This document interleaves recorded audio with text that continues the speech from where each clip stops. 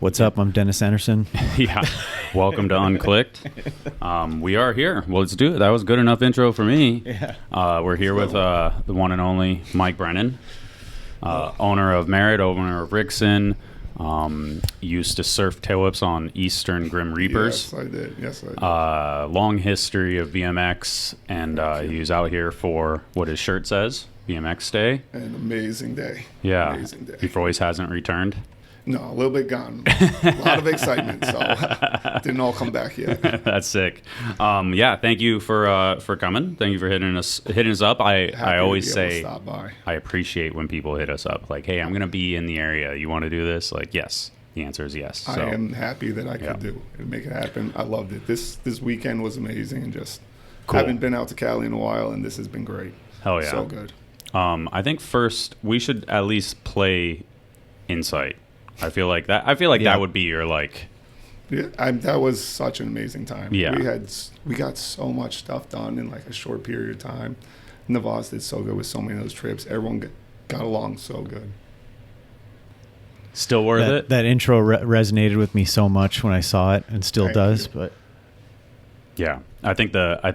Well, we weren't probably going to play the song anyways, but I think the song is removed from YouTube. Definitely. But yeah, this is, what year is this? 2012? I think 2010, right? Yeah. No, before that. Oh yeah, you would have filmed it before that, but maybe 07, 08. 07, 08. Damn, time flies. Almost 20 years. Yeah. So, I was at that spot today. Yeah. I got murdered that one. Yeah. Yeah. You were there for that one. I was there for that one. I definitely took some diggers. Insight Days. I feel like that was the first time we ever met, right? Yeah. That was the first time I had ever come out. I'd only been to little local things before that. Some like FBM ghetto comps and stuff, but like not too much further than that. Yeah. But yeah, I remember Jared hit me up because Navas gave him a part. He's like, all excited. He's like, hey, I'm gonna go to Cali, go film a part with Navas for the new ride video. He's like, I won't go alone. You want to come with me? I'm like, hell yeah. He's like, can you get off work? I'm like, of course. I'm going to just tell him I got hurt or something. So how long of a time period was it that you were out here? Because obviously you see a lot of East Coast spots, but then were you out here for like a month or two? We would come out. Navas, he did great. He really skilled it. He'd fly like one of us out, another one of us out, so we'd have like two of us to ride. Mm-hmm. Or then he'd fly another one in, so those three of us would overlap. Someone else would leave. So there was always, you didn't have to ride alone.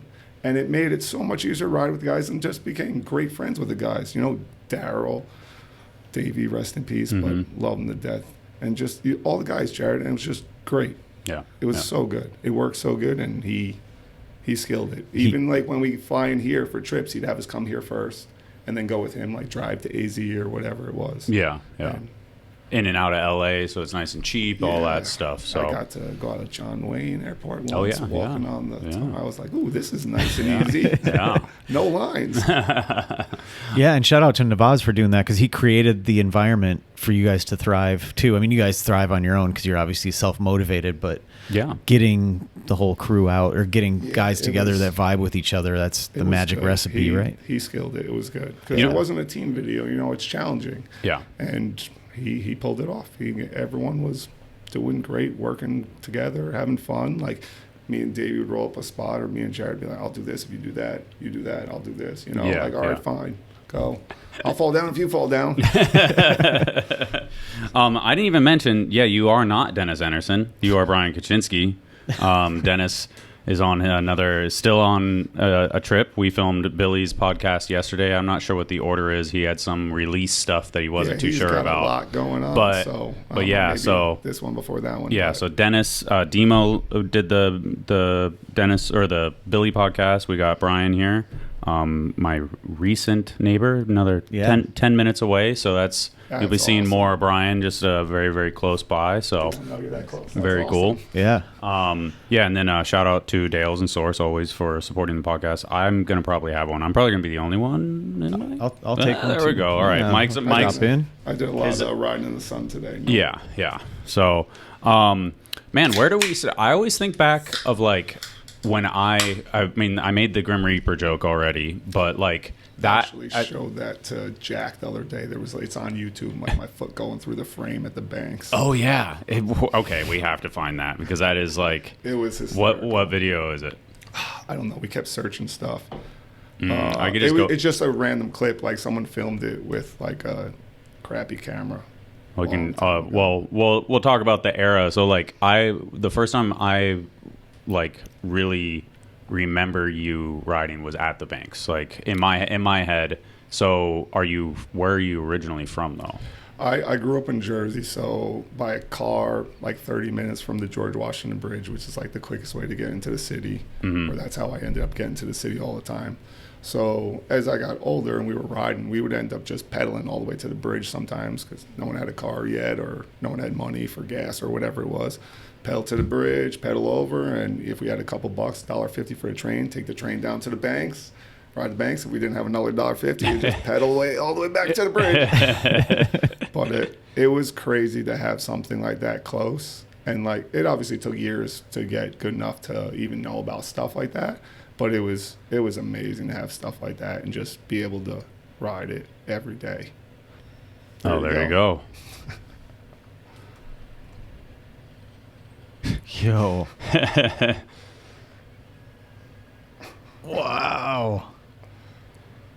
That is crazy. It's like in the middle of it. You surfed it that hard. Whoa. I guess that broke, yeah. I rode Hackettstown the day before. I jumped the gap, came up short, and my knee dented the top tube. So there was like a dent there. Yeah. And just the force coming around. Nope. Rest in peace. I had to pedal all the way back to Union Square with every pedal, the back. Just drifting. The wheels. It was just going back and forth. So like one wheel leaning this way, one wheel leaning that way. Tony was behind me just dying laughing. So who's the early crew? Like who's the core crew? I feel like you had a bunch. When it first started, Dustin Lee, you guys know Dustin Lee? Yeah. Dustin, not Justin? Yes. Dustin, not Justin. Rodeo Peanut? Part of Rodeo Peanut. That was a lot of people. Yeah. Quite a lot of people. I have a follow-up question. I'm going to write it down. Yeah. I don't know if I'll know the answers to those. It's I don't know who did that. That's all right. Yeah. Plausible deniability, I'm sure. And was he from like the same town? Yeah, he grew up a couple towns over from me. We ended up just riding into each other, pedaling a couple towns over. More people rode in like this one town than others. There was a couple more spots, and then met him, and then one of my best friends growing up, Fong, Danny Kim. He passed away. Rest in peace. Great guy, but him, and Dustin and a couple other guys were the first guys who I really rode with, and we kept progressing, and then Dustin introduced me to Vinny, started riding with him a little bit. Dustin was really great online. He was talking to everyone all the time. Like, he loved riding so much. He introduced us to Jared, started riding with him, and it was great. Just from there, just meeting more people and just kept going, having more fun. Met Tunney, and then that ended up We the People, and then just more and more and more. So that We the People was the first sponsor?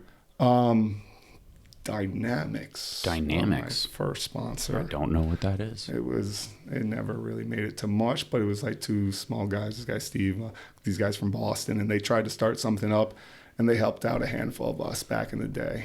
And then that was like a couple months, took us on a couple trips. It was real fun. Yeah. Guy was nice. But was it a shop or a bike company? It was just a guy trying to do his own bike company, starting with pegs, and they were some awesome pegs, but they didn't make it too much further than that. Yeah. And then Bulldog. Oh yeah, Bulldog was next. We did that. Jimmy Mac, rest in peace. Yeah. Great guy. He was always crazy, cool as hell. Yeah, he was crazy. Vision, but he loved riding. He loved bikes, and he loved just doing stuff. Yeah. He didn't always have the perfect vision, but yeah, he was good. Who does? Good guy. No, not everybody. You gotta need a couple people's advice, not just your own, Yeah. Cool. I mean, I that scene always, like, I feel like New York in that era, obviously coming off of like Edwin, and you had Animal, and just like such a iconic era of BMX. I didn't start riding with those guys for like a little bit longer. I met, like, when I first started riding the city, it was really like Skinny, Oba, Marlin, all like the local guys, and like Will Taubin. I don't know if you know Safari, another old New York local. But like I ended up being just a Union Square local or Banks local. We would just live there. Every day I was out there, rain or shine.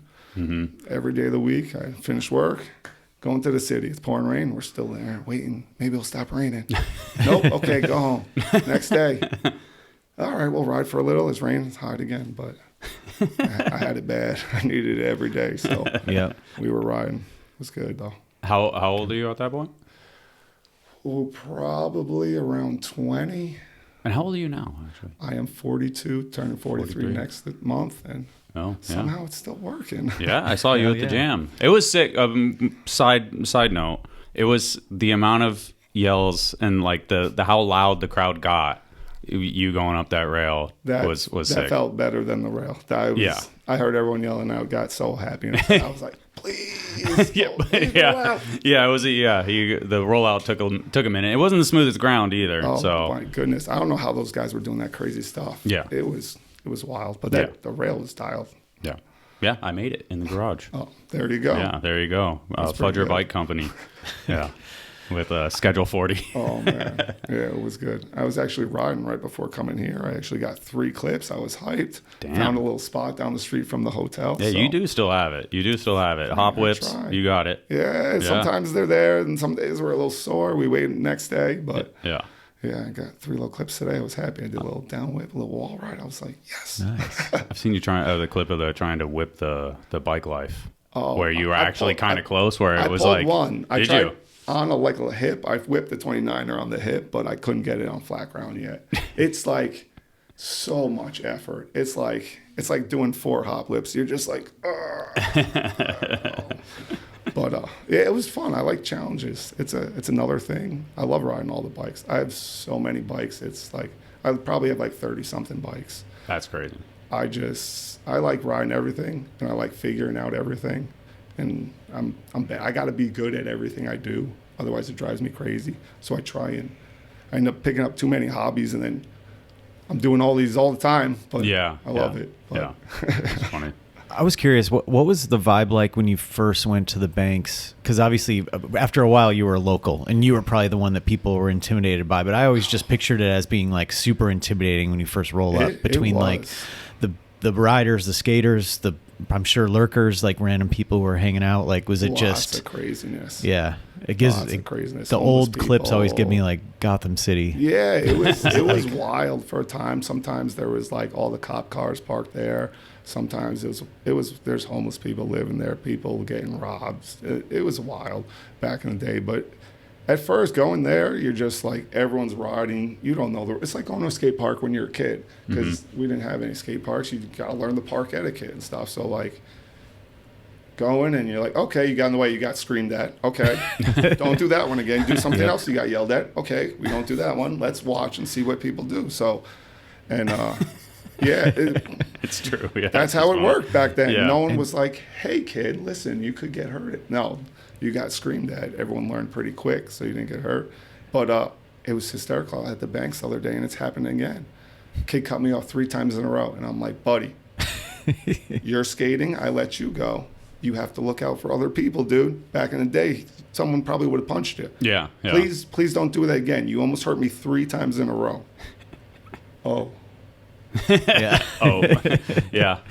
It's going to be another learning curve. If you brought up Vinny.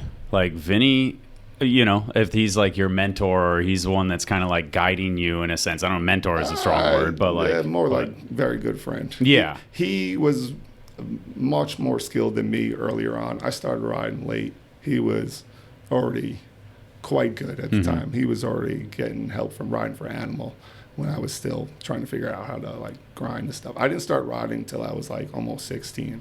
Okay. So everyone had a little jump start, but like I said, I was obsessed. So every day I had to get better. But yeah, it was great moving in with him. He reached out to like Dustin. He was like, "Do you or you know anyone that looking for an apartment?" And I was dying to get out of my parents' house. So yes, I'll go. hey, we became great friends, and so much riding happened from that apartment in Jersey City. People staying with us. All our local friends got to come down and ride with us, and so much more stuff happened. Bob living next door. It was amazing. It was so good. Is Jersey City where the openings in Insight that the sprocket over? Where's that at? That's in like Passaic. Passaic, that's what it like is. Yeah, the Passaic from our Rail. old warehouse in Clifton. We used to be able to just pedal there from the old. It's my favorite spot ever. I love it so much. Still there? Yeah.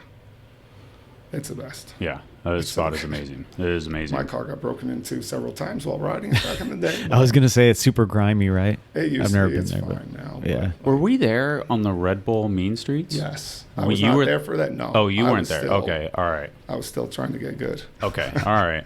Yeah, I feel like I don't know. I had like a memory of like riding there with you at a point for some reason, but I don't know where or how. I'm not sure. Yeah. I know Navaz was there for a bunch. Did you come to the East Coast for photos? Because I shot Daryl. Yeah. But I don't know. I mean, I've shot Jared in Jersey at some point. Some vague memory of it. No real context of anything. That's the crazy stuff. So bad. Yeah, is when you start to like go down the path. You're like, I remember being in that state at that point, you know. But dude, I can't even count the concussions I've had. It's so bad. Yeah. But I was talking this couple months ago, talking to Gollop and Bob, and they were telling me about this clip that he did. He feebled his kink rail. I'm like, he didn't do it. He's like, he did it. I'm like, he did not do that. He can't do that. I was like busting his balls a little, but I swear I didn't think he did it. Bob pulls up the clip. I'm there clapping. I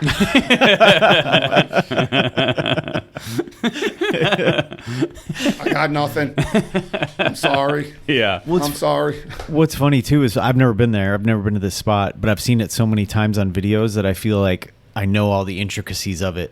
From just seeing it so much, you know. That back in the day when you could watch everyone's clips, so you're like, you already got jump start, and you're like, okay, you could see how this person. You're like, okay, it's gonna be a little buck right there, but that's always crazy fun part about that too. Like, yeah, and that's what I was gonna ask about when you came out to film for Insight. Like circling back to that, you obviously rode some really famous spots. Like, is it blasphemous to call it the McMurray Gap? Oh no, that's what I call it. But I like. Because I'm sure other stuff's been. Maybe he was the first to hit it. No, he was the first one. It's a McMurray Gap. Yeah, you're good. But the bar spin. Yeah, but like, I'm sure you probably had tons of spots on your mind previous that you'd seen before that you wanted to hit. Because obviously you went to like Hollywood High and some other famous ones. And was it like came out from the East Coast with a checklist, so to speak? Like I had seen like Nowhere Fast and other videos, and I wasn't expecting. I was just excited, you know. And we got out here, and Navaz was just taking us to like, literally like in my head bangers. I'm like, I've seen so many clips on this. This is amazing. Then he's taking me, oh my God, I've seen so many clips on this. This is amazing. Getting to ride these really good, amazing spots out here. I was just like, that was amazing. It was so great. Just like delivering spots to us, and we were having a blast. And he was loving it too, because we were getting so much done. Like the first trip, I wasn't supposed to have a part. Burns was supposed to have more of a section, but I think he got hurt. There's a McMurray Gap that shows. Yeah. That photo's amazing. Pretty crazy. Was it you that had the controversy where McMurray was like, oh, he did a different spot or something, or was that Dennis or something like that?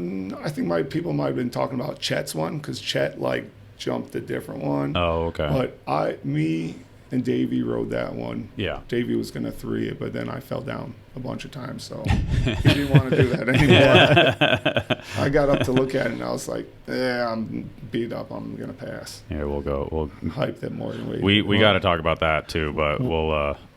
There was, when I was watching this today, well, we can rewind it in a bit, but this is crazy. Dude. The last like 25% of that whip is the best thing ever. Yeah. It almost stalls out on you, and you just like, it's almost like a gust of wind came and was like, we're giving this to you. I do whips real weird. At the end, I always push like down and forward, and the bike does that last little like whoop. Yeah. I don't think I got it as good on the previous ones I died on, but I loved riding step downs, and then Navaz brought us there, and I was like, we were talking about the McMurray. I was like, let's go see it. And we're like, okay, it's kind of big. Yeah. It was like, it's so perfect. Jumped it straight a few times? I think I jumped it straight once or twice. I don't remember too much. I remember falling down twice and then getting pissed. The second time I fell down, there was like a couple jogging by and they were pointing, laughing at me. Oh. And I was like, the worst. I want to harm them. Yeah. There we go. We got some music on this one. But yeah, even more motivation to get the next time. Good. It was that, yeah. Oh, man. It could have been a lot worse, actually. That one did not feel great. This one, I hit the bottom a little harder, I think. Yeah. Oh. You broke ribs? Yeah, the bottom ones. Oh. And then I did it again on another one of those trips. I didn't find out for years. That they were broken? Yeah. Oh, yeah, you go to the doctor later for something else, and they're like, oh, you broke your ribs. And you're like, oh, okay, now I remember when that was. I was like, no. He's like, you broke your ribs. Because they can see the lines from where it healed. I guess. Yeah. 4 of them. Damn. Do you have copies of Insight? Beast. Yeah. Okay, all right, because I have like 40 of them in the You garage. do? Yeah, so you're welcome to take some. A couple. Okay, like Jack and a couple boys. I would love to get a copy. Yes, I don't of have course. extras. Yes, I have. I would be a lot of them. Hyped. Yeah, that was a part of the haul from ransacking the ride office at a point. Awesome. So, there's so many iconic things like Jeff's photo from that too is is absolutely perfect with the X-Pan, the panoramic, is amazing. I remember him being bummed telling me that he was going to shoot it like that. He's like, I want to shoot it for a cover, but it's not going to work out good that way. I'm sorry. I'm like, what? What? I'm hyped. You're shooting an awesome photo. I was like, I'm not bummed. I'm hyped. And dude, that photo came out so good. I'm trying to find it. Let's see if we don't have to lock in on it too long. But it was. I feel like, I guess what I remember of you at that point is I feel like you being really funny, really loose, in the sense of you didn't give a fuck about anything at any point. And then, but you talk shit, but it wasn't you had Edwin shit talk and Vinny shit talk and Bob shit talk that would just they would find your weak spot and be like, yeah, now I'm going to fucking drill into that. And it was different with you. We would all just bust each other's balls nonstop. And you'd be like, just making fun of them a little extra, and now they're motivated to do the spot. It was like when you're the rookie and you're getting teased and hazed. It was just everyone. It was fun to us. No one took it serious. It was a joke. I remember going on the first trip with Chester Blacksmith, with we had a bunch of the Rodeo Peanut crew because it was the Rodeo Peanut trip for Dig or whatever. Yeah. But it was Gollop, Jared, me, and then a couple of the We the People guys came. So Chester Blacksmith, and then I think there's 2 more guys on it. But my boy Scott came and he was filming.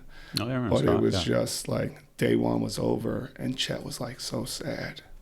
He was like, "You guys are so mean to each other. Why do you hate each other?" I'm like, "We love each other. It's just a game." And he's like, and then a couple of days, he's like, "Yeah, all right." But he thought we genuinely were just hating each other. And it's just, obviously it varies crew by crew, but you could almost say that's a little more of an East Coast, West Coast thing too. 1000%. East Coast is direct, harsh 1000%. Sometimes, or can come off as harsh, but really it's just you'd be whatever, right, name calling didn't stop. And my boy Scott, we took it even worse. He'd be like, "All right, if you don't do it, I'm gonna punch you." I'm like, "You bitch out." All of a sudden, boom, in the shoulder. You're I'm not doing that. When the again. filmer's punching you, that's pretty bad. He was a crazy rider. He used to do hop trucks, crazy hop down whips. He did so much, but then he's just behind the camera the entire day, and then get out, just ride. Yeah, he was so good. But yeah, he was his last name Mick? McMiniman. McMiniman, yeah. And he Scott McMiniman. And he he was cool. Yeah, he was good. What's he doing now? How's he doing? He's doing great. He films houses and real estate. He's married now, living in by Fort Lee, but he's hustling, running around all the time. Cool. But that's doesn't get to cruise as much, but I still see him here and there. Yeah, it's good. still coming, just Awesome, punch you in the shoulder at some point. It got us motivated. It got us a lot of places. I do it. I'll film it. You film it. You know, it's a little different, but that's worked. How we did it. It worked. That's how we did it. Yep. It's so crazy pedaling around out here. I'm just like, the sun's so different. I'm like, and the temperature, I was like, I wasn't ready for it. I'm like, okay, I'm hot. Oh, wait, it's cold now. I'm like, got to bring the long sleeve because I was like, then another day I was riding just the long sleeve, nothing underneath because I was like, sun's strong, but I didn't know what to do. Yeah, and in different parts of the city, it can vary too. Like some days I'll leave the house, I'll drive 10 minutes to like drop my kids off or whatever, and it'll be 100% different. I'll be like, I left with a jacket on, and now I'm sweating. Yeah, it's you know, obviously it's reliably sunny, especially in the afternoon. It's pretty awesome. Yeah. By us, it's different too, but not quite as drastic. Yeah. I mean, your East Coast weather is a lot like Midwest where I grew up, you know, where it's kind of bipolar. It's going to be, you got to sort of seize the day when it is nice, right? Dude, you get a warm day in the winter, everybody, let's sneak out early, take advantage. Yep. Don't know when the next one's coming. We've been getting so much rain. It's been like ridiculous. Just like I think Jack said, we had like 30 weekends straight, and it rained 30 weekends in a row. And it was just like 30 weekends. Wow, that drains you, huh? It was the worst like year we had for rain, or best, however you know, like. Yeah, good if you're a farmer or something. Yeah. So much rain, but whether it got hot now, we went straight from rain to hot, but it's good. Summer's here now. There. Oh my goodness! I don't know if you've ever seen this photo. I have never seen this photo. Yeah, this is one of my like. I love that clip. When I think about photos that I've shot over the years, I'm like, what the fuck was I thinking? Why did I shoot it fisheye? You know, like it just from that. So this is the full sequence, and I think it was just because it was so hard because it was from the parking lot. But like, oh my goodness, I love it. So I think it's missing the peak frame for. I love the way that's filmed too, because in the video you sprocket and then you jump over and then you just disappear, and I always love that because you're already falling for like 8 feet and then you just disappear, and it's like how fucking long did he go? Do you remember how this came about? I don't specifically, but yeah, all right. We were there. That was the first school we had ever ridden. Me and Jared, you know, we hopped the fence. We were like, oh, we're cool. We're riding California, hopping schoolyard fences, thinking we're all cool. And me and Jared just talking. I think was it a Jerry Bagley cover where he did like a tail whip from table to table? Oh, yeah. Cover. Yeah. And we're like, should we do like a ride cover clip? Yeah, we're in a schoolyard. Yeah. And Jared's like, what do you do? I'm like, I'll just sprocket up over on the fence. He's like, no, you won't. I'm like, yeah, I will. He's like, no, you fucking won't. I was like, let's set it up. And we did it. It was fucked. It was so... I mean, we'll watch the clip afterwards, but that is huge. And there's so much that can go wrong on those. And it's it's a 10-foot fence, so it's wobbly. You know, like there's the mainframe. I don't know why that's like. Part that was the flex, but like those are all like speed. I think I jumped on the table once and then I got lucky one bang with that one, but.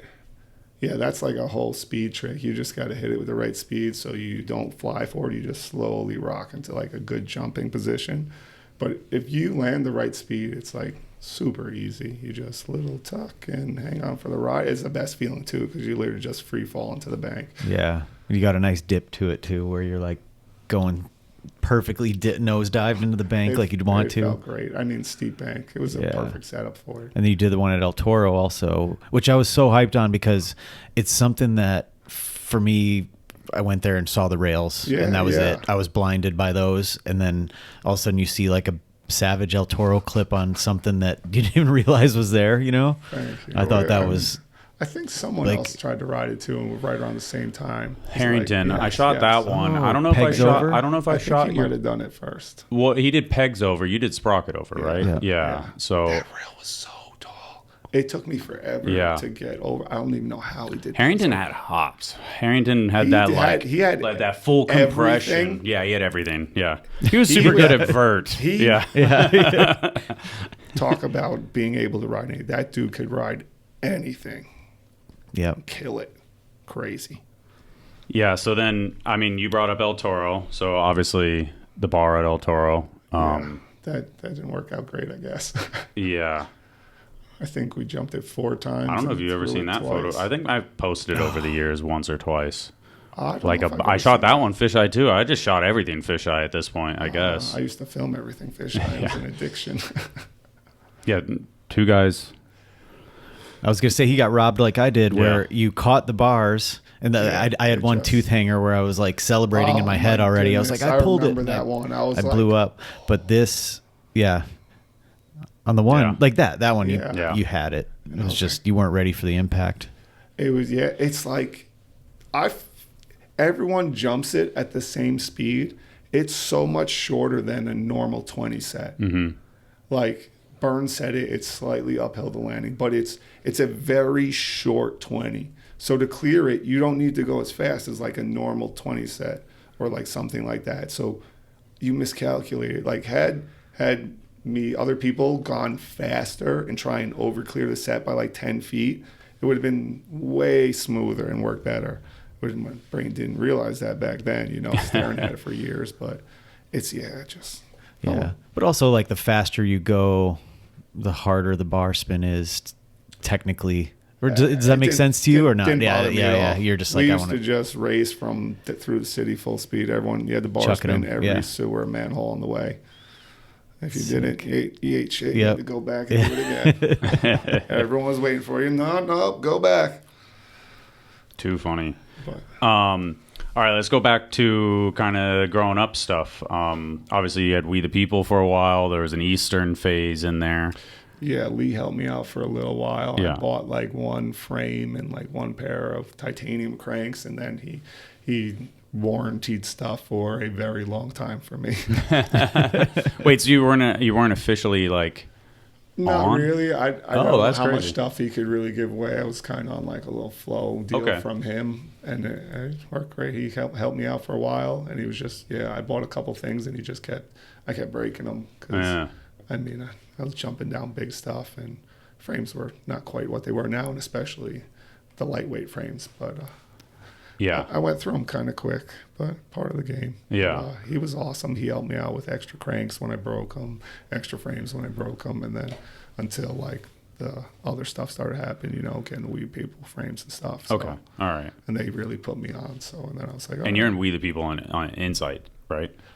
Yeah, the first trip I came out, I had gotten a bike like the week before or something like that. Like I had just gotten a bike. They sent me 2 bikes. They sent me like Josh Hino's frame and like another like team frame. I tried to ride the one frame and I couldn't do it. I just gave it to my friend. It was like super like long back end, I think, Hino's frame. And then just rode the other one, just built it up. I think I had it for like a week or so, and then came out with Jared. It was still covered in like scavenger stickers at the time.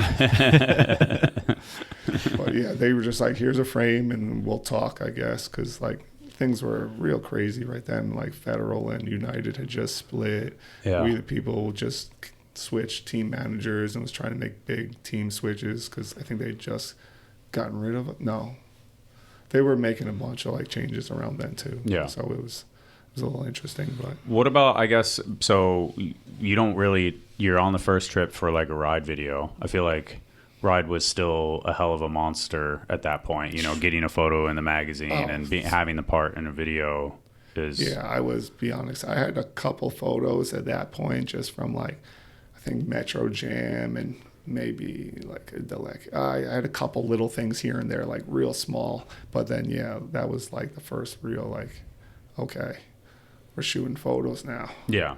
And it was awesome.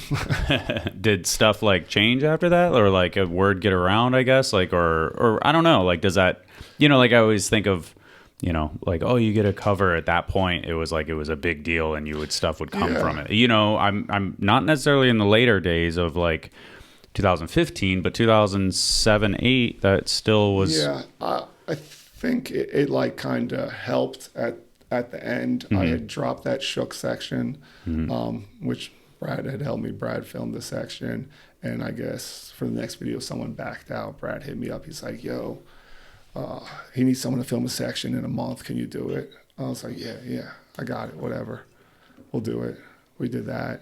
That came out right before Interbike. Okay. So I'm like, I'm gonna go to Interbike for the first time. Went with Jared, and then that's when We the People was talking to me, and I just met a bunch of people, and then stuff just kept going from there.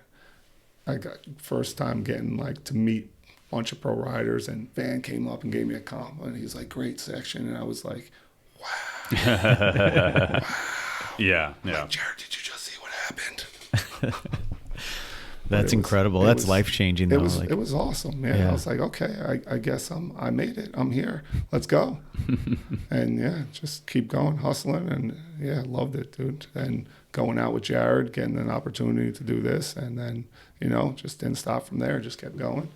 And riding for Animal. Bob put me on pro for Animal. And then that was crazy. So much stuff, filming all the time. I was working and riding, so I'd go back and forth. Like I take a couple of weeks off here and there, but then I stopped working for like a year straight, and it was crazy. It was like that's why I was traveling so much, and doing the inside stuff, and I was just loving it. I was like, this is insane. And so much stuff happening and like so quick. It was great. Learning, meeting people, traveling new places. Like the premiere was at Red Bull, right? That was... And it was like this fancy-ass building, and it was like, it's Chet, Davey, you... Daryl has his shit together for the most part at that point. It's like, but like... He was just as us, but he could put the professional face on. He was a filmer. He already knew how to all right. Yeah. We didn't care as much. Yeah. Like, he probably knew he had a chance to get help from there. Hey, maybe there's an opportunity or something, because he's so good at everything, filming. Yeah. He kills it. But you guys were loose. Yes. It was a little crazy. Davey was quite loose. Yeah. Quite loose. I know everyone didn't get to make it, and some shit happened, so everyone wasn't in the greatest mood, but it ended up being pretty good. What are you talking about? Is that the... Not all that Dakota couldn't make it. He was... Oh, okay. There was... Chet was... I think a couple of different things had gone on. Yeah. Yeah, but it was... Yeah, the premiere was probably like sandwiched in. I think it was... The end of the video was... I mean, from my point of view, working in the office was like... The end product was good, but the relationship with Navaz was pretty strained and stuff like that. And it was... With the stuff happening. And luckily, I wasn't the boss back then, so I didn't have to like be a bad guy and be like, hey, dude, but like Mulligan, like Navaz was ignoring him for months or something, it became bad. A lot of crazy stuff happened. I don't know how much they went into, but maybe one day Navaz will come and do the podcast and say that, but I'm gonna let that story him tell that story. You can. He wasn't there. I was there. Oh, you were there. Yeah. Oh, okay. I was in the house. All right. Well, how about I say what I think I know? Go for it. Yeah. Because I'm not sure how much I know or don't know. We'll find out. So in Philly. One of the final trips of Insight, Davies Banger is in there. A bunch of footage, blah, blah, blah. Yeah, Davey had come out before. A couple of dudes, guns in hand, come in and rob Tom's house. Yep. Yeah. And steal fucking everything. Yeah. Yep. Yeah. And footage, cameras. Hurt people? Yeah, I mean... Yeah. Yeah. Pretty good, but nobody died, obviously. Nobody died. Yeah, but a lot of pistol whipping happened. Yeah, fuck. It was fucking crazy. Yeah. Did you think you were gonna die? No, it was wild. Middle of the night, right? No, super early in the morning. Oh, okay. Yeah. Tom's a dick. It's all Tom's fault, obviously, but Tom left to go do some shit. Left the house unlocked. Oh, yeah. Left the house unlocked. Me and Bob sleeping on the couch. Belcher, rat kid, sleeping upstairs with Tom's girl. Someone cracks the door, like, yo, Tom here? I'm asleep. I just barely open my eyes. Bob's like, nah, he's not here. Bob falls back asleep. I fall back asleep. Next thing, wake up to just, boom, pistol whip in the back of the head. Wake up on the floor. Bob gets hit, thrown on the floor. 3 guys, 2 of us, they got now guns on us. One guy starts running upstairs. The other guy hits me again, and then me and Bob are on the floor. Now the one guy's got a gun on us. The 2 guys run upstairs. Then they got Belcher, Racket. They didn't know how many people were upstairs, I guess, and Tom's girl. So they run up there.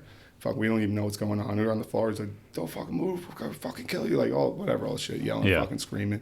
We're like, what the fuck is going on? Like, fucking just chilling. Fucking just trying to pay attention. Seeing, whatever the fuck we can do. Yeah. So they fucking, one guy stays up, another guy comes down. They fucking drag us upstairs. Fucking just keep pistol whipping us. Fucking asking us questions. No one knows what the fuck's going on. No one's going to tell them anything anyway. They're not like going to be like, oh yeah, go to here. And the safe code is. Tom didn't keep anything in the house. He wasn't fucking stupid. There was nothing in the house. Like Belcher had like a little bag of his own weed. Yeah. And like I think Racket had like a weed plant he was growing in the closet.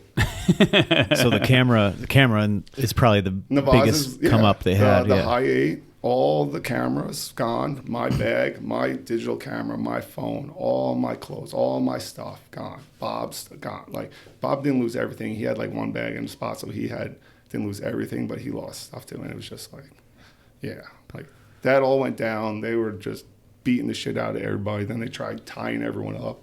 And then they realized there ain't fucking shit they're going to get from us. And they fucking hit us a couple of times and then fucking ran with like whatever little bullshit they had. Crazy. That is wild. Like they tried to tie you up to like keep it going or so you guys couldn't do fucking anything after they left. They fucking stripped everyone naked and tied us up with fucking extension cords. And we're like, we're going to fucking kill you. Where's the fucking shit? You didn't think you were going to die? I'm just paying attention, like, what the fuck's going on. 2 of the fucking dudes keep fucking cocking the gun, so I'm like, that motherfucking gun's not loaded. Another one, he's like, that motherfucking gun's not loaded. Third motherfucker didn't do that shit once. Yeah. Then they, like I said, strips start tying us, and we're all sitting there. We're like, if they fucking touch Tom's girl, like, it's on. Like, everyone's, quick glance, everyone's like, if it's on. Then they fucking hit me, and Rack hit a couple more times, and fucking then just bounced, because they knew they weren't getting fucking shit. And then, like, all the boys were like, yo, let's fucking ride. And I'm like, we going fucking home. Fuck y'all. Yeah.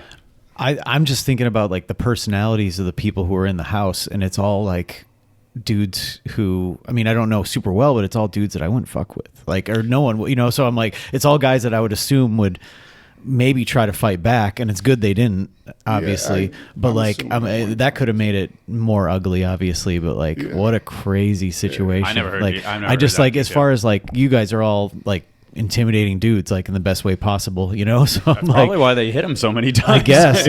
Like being told I'm like, it's a little extra, but it's not like they just got in a house of like dudes with collared shirts or something, like these are like real street tough guys, like so those guys are no longer around.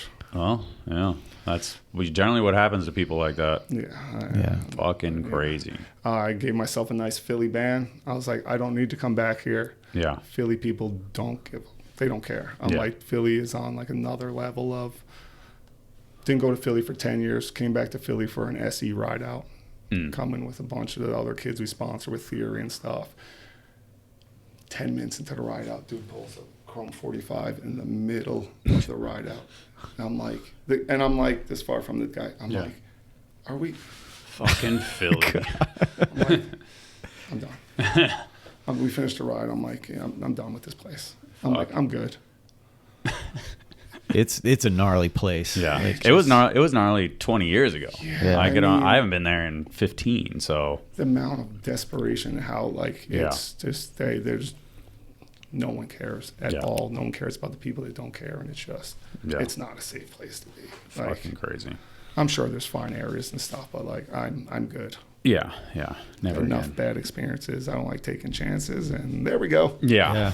The difference that I saw personally, and I'm sure this just varies per your personal experience, but like Chicago, obviously, where I lived for my whole adult life, has its areas, and really anywhere in the city stuff could happen, but like Philly and Baltimore, the times I've been there, it just seemed more aggressive, like more aggressive to strangers. Like in Chicago, like people might creep up on you and get you kind of thing. It's not as like riding down the street in either of those cities, Baltimore or Philly. I'd had people like, yo, give me your bike, like almost every block, Baltimore, I'm fine. I'll go anywhere in Baltimore. I mean, there's some bad areas, but like it's more, you just Baltimore's more like everywhere else. Like, okay, listen, this isn't a block I should be on for reasons I shouldn't be on this block.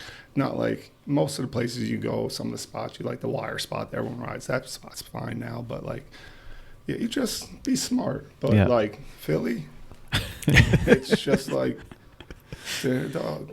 Yeah, I mean, you don't need a third. Yeah. You don't need a third strike there. That's 2 strikes. Yep. Like that's it's just random Let's people learn. on the sidewalk will go crazy, and that's it. Instead of just I've seen too much. Yeah. The fallout of that, obviously, from Navaz is I only know really about Davy's clip. Was there much else in there? Yeah. Yeah, there was a lot. We lost like a couple tapes. I think I lost like 9-10 clips. Davey lost a bunch. He redid some of them. Like everyone lost a couple clips, and then I was like, yeah, it was whatever. And that contributed to Navaz's, like, I don't want to call it a freak out. I don't know how he was afterwards, but his stress level rose to a point that made it where his coping was no communication. So that wasn't the right way to do it. Yeah, but like. Which I can Tom understand. Screwed him over, and then he almost got in trouble with like the police, because Tom wouldn't let him file a police report because Tom's doing stuff, and then he tried to file a police report, say he got stolen in a park, like trying to just so he can have something to come back to ride with, and he's like friend of friends, a cop, and it's like, yo, listen, I know what happened, you do that, you're getting in trouble. He's like, and he can't buy the cameras again. He can't get any stuff, and he didn't know what to do. And that wasn't. I can't remember. Were they rides cameras? Like HV, it was like the early HVXs or something like that. Like, so they were like pretty expensive cameras back then. Yeah, I think it might have been a high 8 camera as well. Yeah, I don't know. Yeah. But I mean, I know in the end when we finally did sort things out, it was like it turned out they fell off a boat. On like a surf trip. It's crazy, but it's so insane that there's a boat in Philly like that. But lots of boats. So so it was like it's sorted out, and it's just always like one of those things where it's like, dude, like, that sucks that happened to you. Talk to us about it. Like, right. But I understand that concept. I have conflict avoidance issues as well. Like I have disappointed you. I don't want to. I'm going to ignore you. Yeah. Because I don't want to tell you how I've disappointed you. Too scared or too anxious for it. Yeah. And just stuff happens. You get older, you learn stuff. But and it was crazy. Yeah, that's great. I've never heard it in that detail. Yeah. Yeah. Is what it is. Keep it moving. Yeah. Yeah. A lot of crazy shit has happened, and whatever, it's just part of it. But I mean, I guess at that time period, like Navaz was living with Fat Tony. No, and it was Navaz was living with Todd Lyons. Oh, he was. Yes. Wasn't he at the end? Oh no, yes. Yeah, he was at the end. I forgot. Yes, he switched to living with Navaz lived with some dudes. Yeah, this is the bike builder. Frame is in there. That's not my bike. Yeah, that's like Corey Walsh mixed with some brakes. This is a bunch of people's bike now still. So steering, you go through the whole thing. Steering. Okay. Through, wow. Hit change. So change. Boom. I got my forks. Add to build. Okay, it's getting closer. Let's do the next thing. Headset. I'm going to put my bars to Odyssey. Boom, Walsh stem right there. Add to build. This is easy. All right, changing the grips. ODI, soft, long necks. There it is, right there. Boyd Sprocket, the third one on the list. Best cranks in the world. Where are they? Yeah, you could like put your bike together and see how it looks, and like the Thunderbolts. Boom, I love those. Odyssey Super Circuits. Nothing compares. Ooh, it's looking good. Can we raise the seat post up on here? I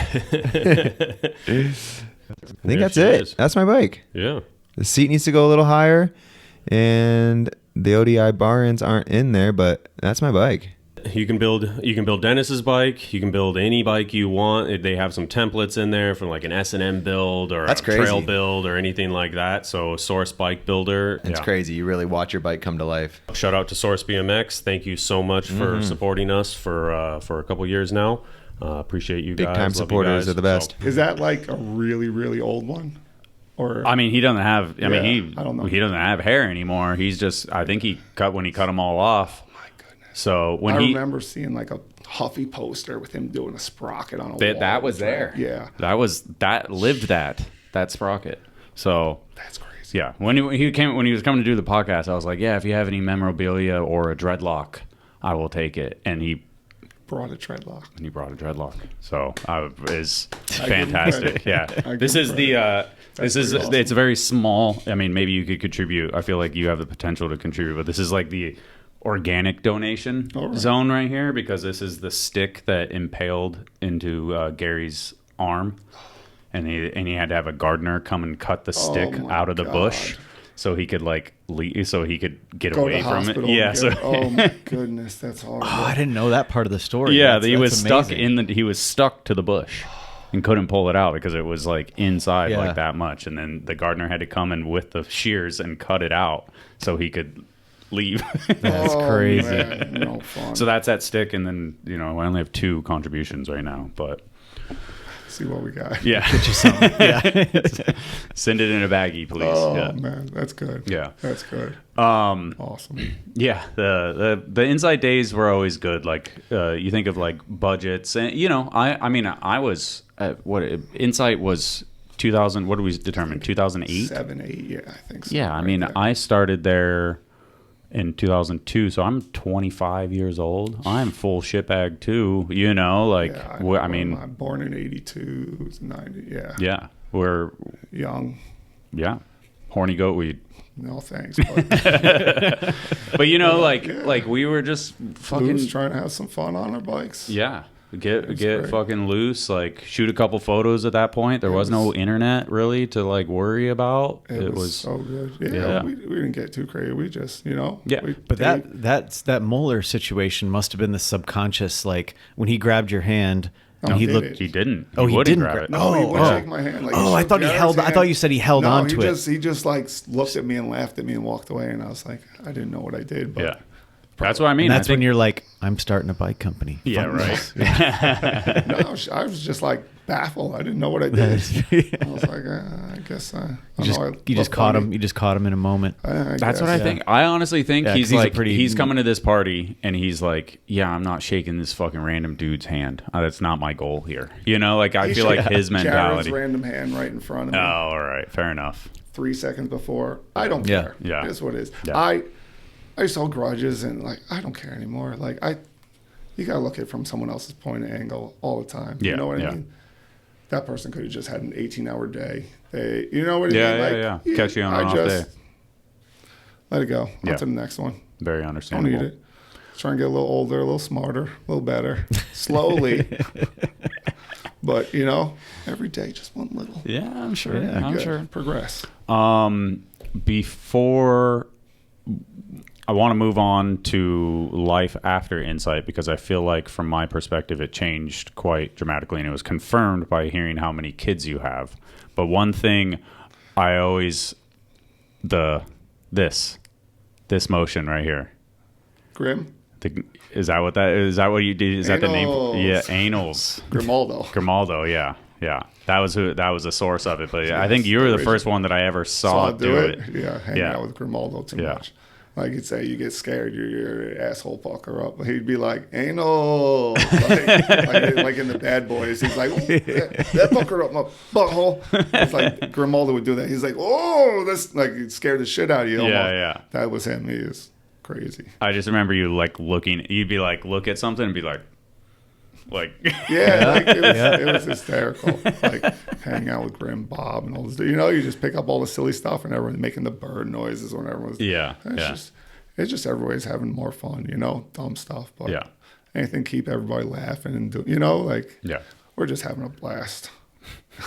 We love it. We should just pedal through the city, dumb stuff all the time. Like obviously stupid kid, but like, all right, we'll start at Union, sprint to the banks, no stopping. Through all the lights. Yeah. You're like, what are you doing? But so much fun. Shit that sounded like that was a good idea at the time, but now you would never, ever. So much fun. A little bit here and there. Not quite as bad. The work, did you work at Animal ever? Yes, I worked at Animal for a long time. Okay. Not a long time, but for years. Okay. That's all right, I guess I skipped after Insight. Insight you definitely you had a girl, you long-term girlfriend. Yeah, like I was during working Insight. construction then. Yeah, I had met my girl. Well, I knew my girl from when I was younger, but we were together, and then we started. Then we got engaged, and she got pregnant with our first one, and we were like, okay, here we go, let's go. And it was like family mode starting, and I was still riding so hard, but I remember we the people found out that I was having a kid, you know, and as soon as she was born, they're like, hey, we're cutting your pay. Oh shit. And I was like,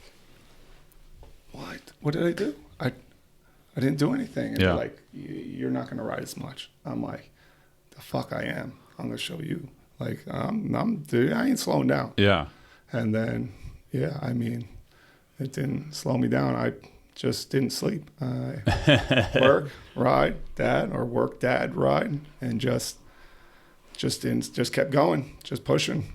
And then, I mean, you're just a driven person, right? So I can't go slow. Yeah. I hate walking slow on the sidewalk. I can't sit around and wait for people. I eat everything too fast. I just have to keep going. Yeah. Like if I don't go out and ride and go do something, I'm like vibrating at home.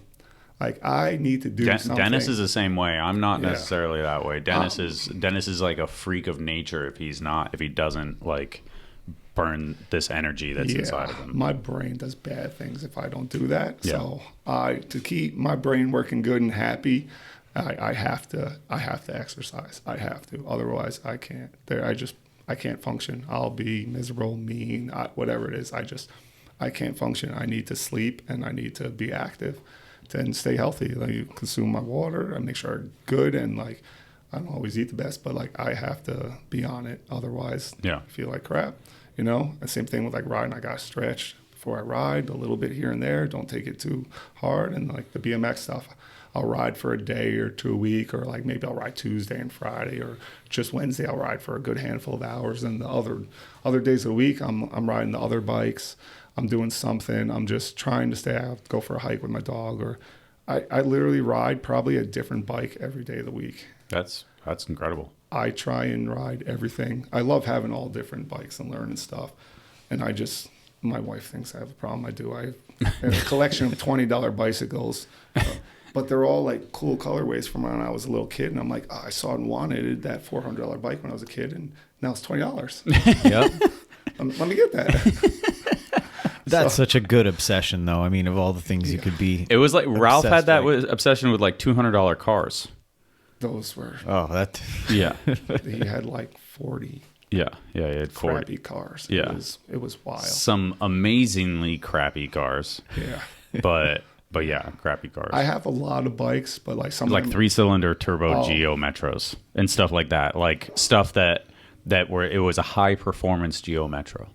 Yeah, or he'd get like some old Buick that had like, this one had a full digital dash, and it's just like these like it's like 6 pixels now. Yeah. He's like, this is the first one ever. And yeah. Which is amazing, you know, like supreme deep state like car nerd, you know. Yeah. I mean, that's fine. He was buying shit that he shouldn't be buying and doing dumb things, but like everyone's got their, you know. Yeah.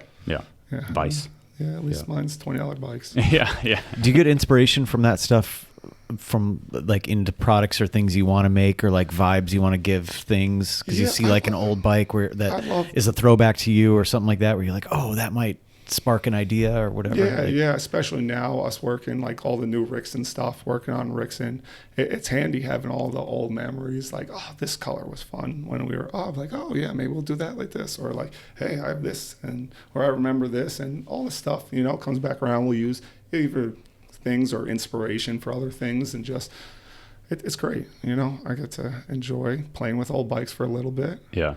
Pull them out of the trunk, tinker around, spend some time, and then just go pedal around, and it's good. and I end up giving a bunch of them away too.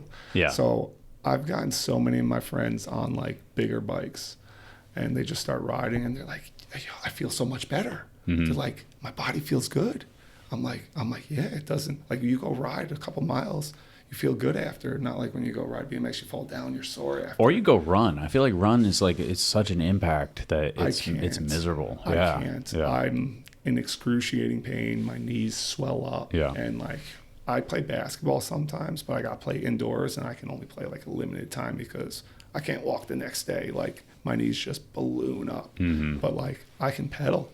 I could pedal all day. Yeah. I could pedal for 12 hours, and I'm just having fun. Yeah. You know, like, Yeah. we'll go out to the city. We'll go out 10, and we'll come back at 10 p.m. and we'll just like that was a good day.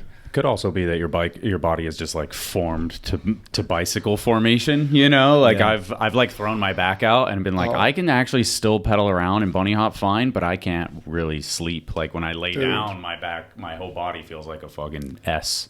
Dude. But on the bike, feels normal. Like I was sitting around the hotel all morning today, so I was pulling all the BMX Day clips off my phone and off of the Insta360 and just trying to get them all and upload them to like Google Drive so all the guys back at the warehouse can have them because everyone's back now. So I'm just doing that. And I was on the bed for a couple hours because there wasn't really anywhere in the hotel, and I got up and I was just like,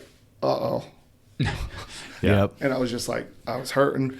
And I'm like, I tried taking a hot shower, and I was like, that didn't help at all. I'm like, I'm just going to go pedal then. So I went out. I pedaled maybe like a half mile down the street, found a little train stop, just started stretching out for like 10, 15 minutes. There was a little bang to wall. I got my 3 little clips, and it loosened me back up. Yeah. Just like from actually riding, I started sweating a little bit, and I was like, I leaned back, and my back cracked, and my neck, and I'm like, there we go. I'm good now. Then packed up my stuff, pedaled back to the hotel, clean, you know, and then ended up coming over here. But I was just like, it helped right there. I was just like, popped me back into place from all the muscles just loosening up because it was so tight from sitting there for so long. Yeah. It is. Body's a weird thing. It's that stuff. But I remember Kimmler saying something that I'll never forget. We were in an autograph line once at one of those Bikes Over Baghdad tours, and we had a guy in line getting an autograph, and he was like, I used to ride, and then I got old and whatever. Those were amazing, by the way. Oh, thank you. Awesome for doing that. Thank you. It was, those were unforgettable. But it was, the guy comes into the line, you know, and it's typical, like, I used to ride BMX, but, you know, then I got old and whatever. Because, Kimmler said, well, why'd you stop? And he was like, well, I got too old for it and whatever. And he's like, how old are you? And the guy's like, I'm 35. And at the time, Kimmler's like, well, I'm 45 or something like that. Yeah. And the guy's like, what's your secret? You know, like, how do you do it? You know, and he's like, I just never stopped. And this is what I am thinking about when I'm hearing you. It's like, if you just don't stop and keep doing, of course, like major injuries, you just have to stop, but for extended periods of time. But it just sounds like you're just staying on a bike. Like that's awesome. That's what it is. Yeah. And like I have a lot of back problems. I've hurt my back so many times. It goes out super easy. I gotta stretch. I gotta stay like loose. Otherwise I can't even, like, I gotta get up in the morning. I do my stretches. Like if I don't stretch in the morning at night, I can't walk the next day. I'm like done. Yeah. I'm done. But I stretch, I get some pedals in, I'm good. And I just gotta stay up. It's like stay doing it.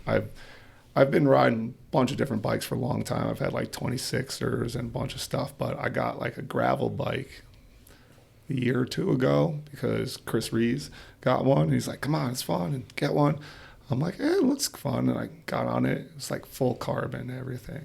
And I just started pedaling, and I was like, this is insane. Like, you can go so fast with so less effort. And I'm like, this just feels crazy. Like, it was ridiculous. I was like, this is awesome. I need one of these. I have one too, and it's pretty wild when you get on it. And I mean, I still have like platform pedals on it and stuff like that. I'm but not like, too many bunny hops. What was funny was when I got the box, and I'm used to picking up BMX boxes and whatever. I got the box, and I'm like, there's a bike in here. It's so damn forget half of it. Yeah.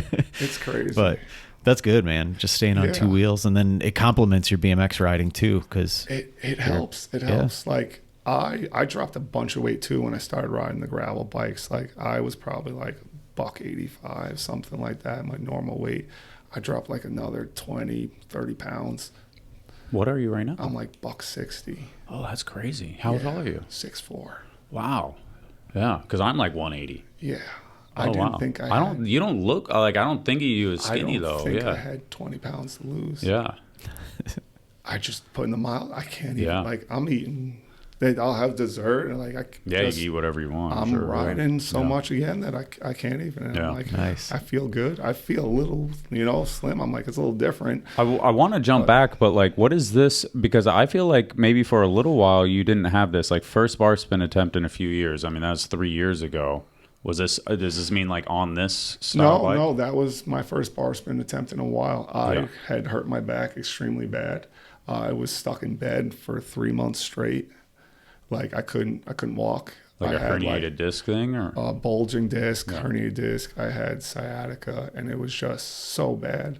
And at that time, I was just in the warehouse every day, you know, and home warehouse, trying to ride when I can. We were just so busy, like not long after Sean's accident, and we're just ridiculous going back and forth. Forgot about Sean's accident. And, you know, I didn't have time to ride. I didn't have time. I was just dad work. And then Ricky was the only person I had working for me at the time.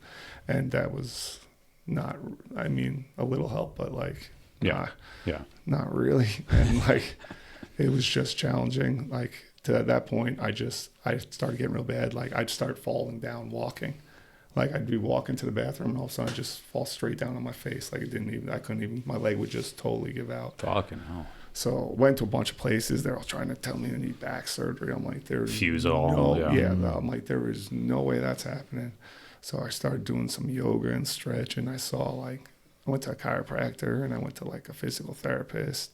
And then I just kept doing more yoga and stretches. And finally, it was like 3 months later, I could start like getting out of bed, walking again. Like I couldn't even make it to the bathroom at points. Like it was crazy. I'd like crawl to the bathroom because I'm like, I'm not going to fall down twice going 25 feet to the bathroom. Yeah.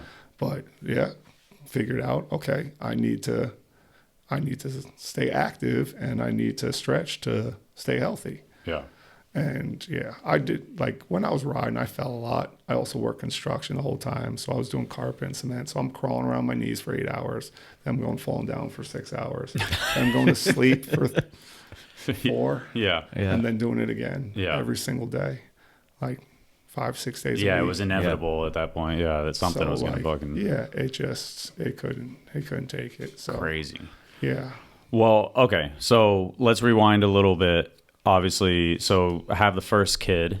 You are doing some construction stuff at that point. Still working construction, and then but you're working for Animal to a degree, or no? No, just rode for Animal. Okay, rode for Animal. Oh yeah, sorry. Then September 11th happened. I worked union construction in Manhattan, and like everything just collapsed. Mm-hmm. So we'd work for like Goldman Sachs or like Bergdorf Goodman, Tiffany, like all these big companies that would just every couple months, brand new carpet. Oh, I want this colored concrete. We did like self-leveling concrete. Oh, pour us white or pour us red, blue, make like all this crazy stuff. Yeah, just for the sake of changing it more than anything. Goldman's, whatever, they got 30 floors in this building, or Merrill Lynch have 30 floors in their building, and then you just start at the bottom. By the time you change the top one, they're like, start back at the bottom one again.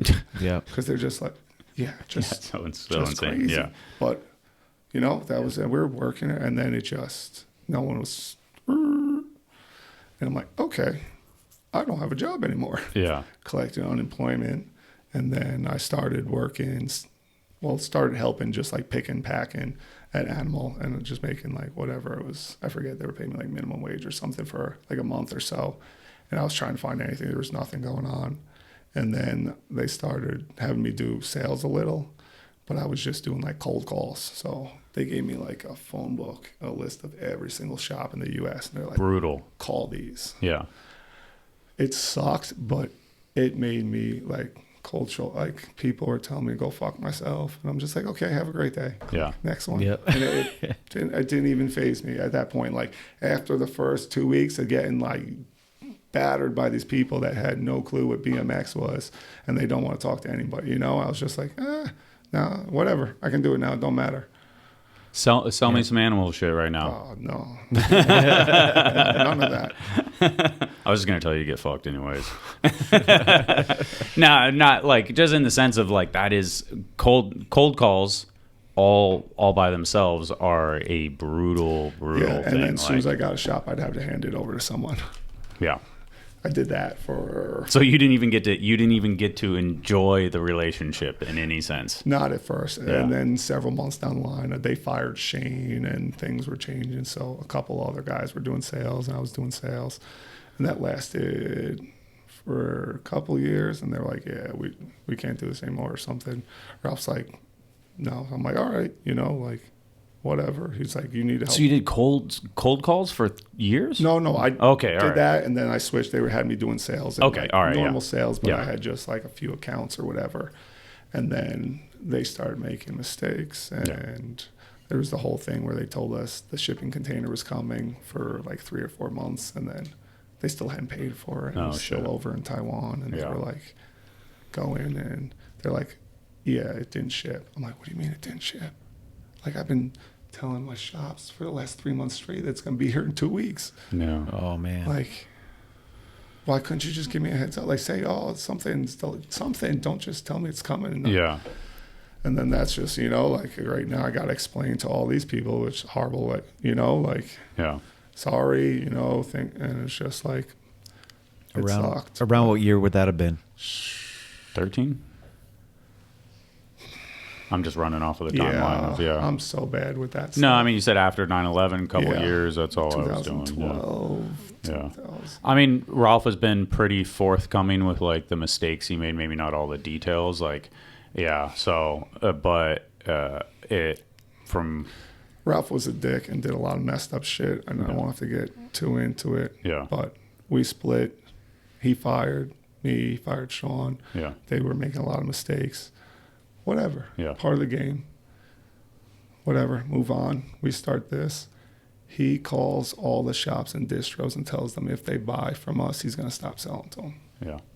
At that point, I'm like, okay, fuck you, dude. Now it's over. I can play nice. I'm not playing nice no more. Yeah. So I just kept my mouth shut, and I was like, okay. And so for maybe that people don't know, is Sean Curran, your co-owner. Sean Curran, my partner. White Boy was his nickname back in the day. It doesn't seem to go by that anymore. Obviously, a grown ass man.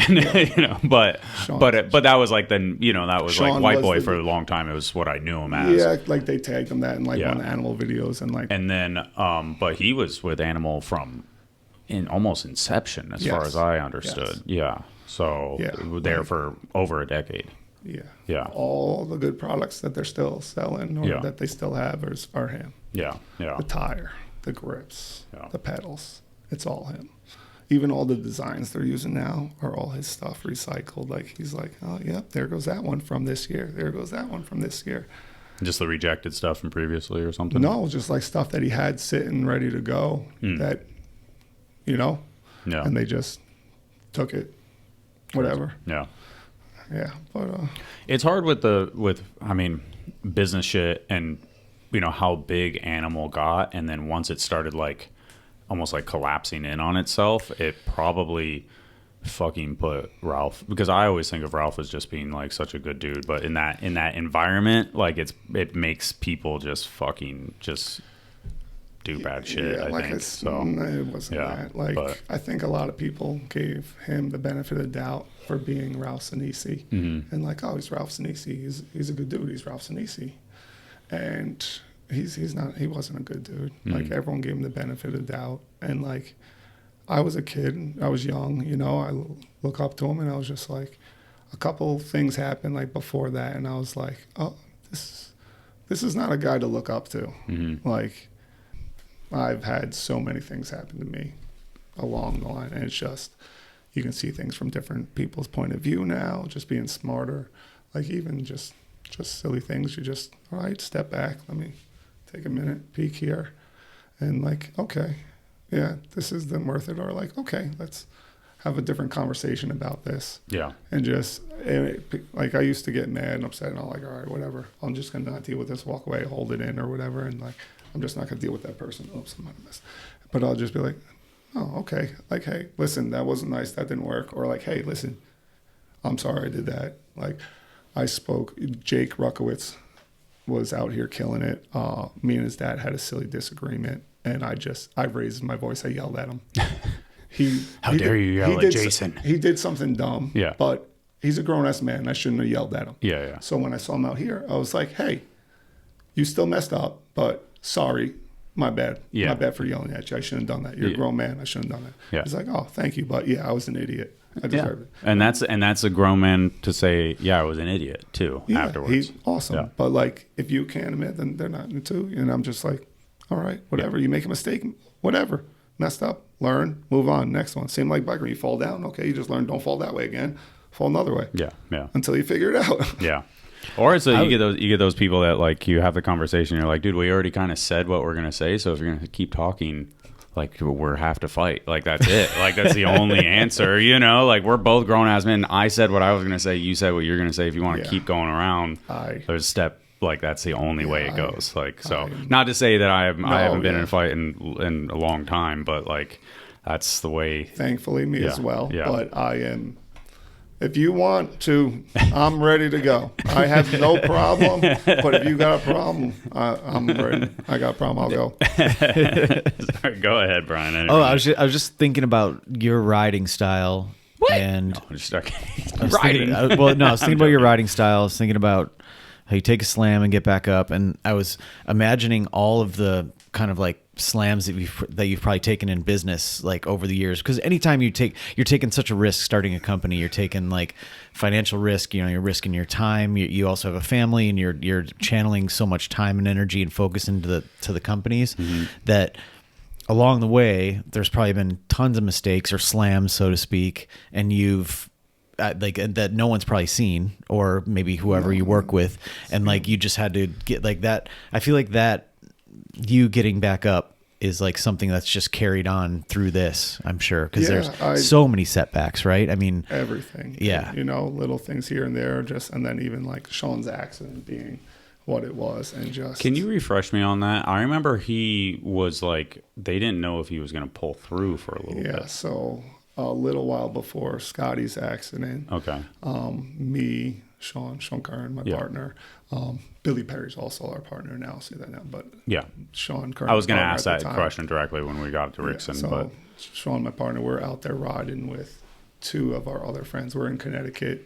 My in-laws live in Connecticut, and like where we live in Jersey, there wasn't too many places to ride. Mm-hmm. So we would go up for the weekend, and then I'd be like, hey, my friends would come up for the day. Like Sean would come up, my other friend Sean, my other friend Ryan would show up, and it's just so many trails up there. We just go riding.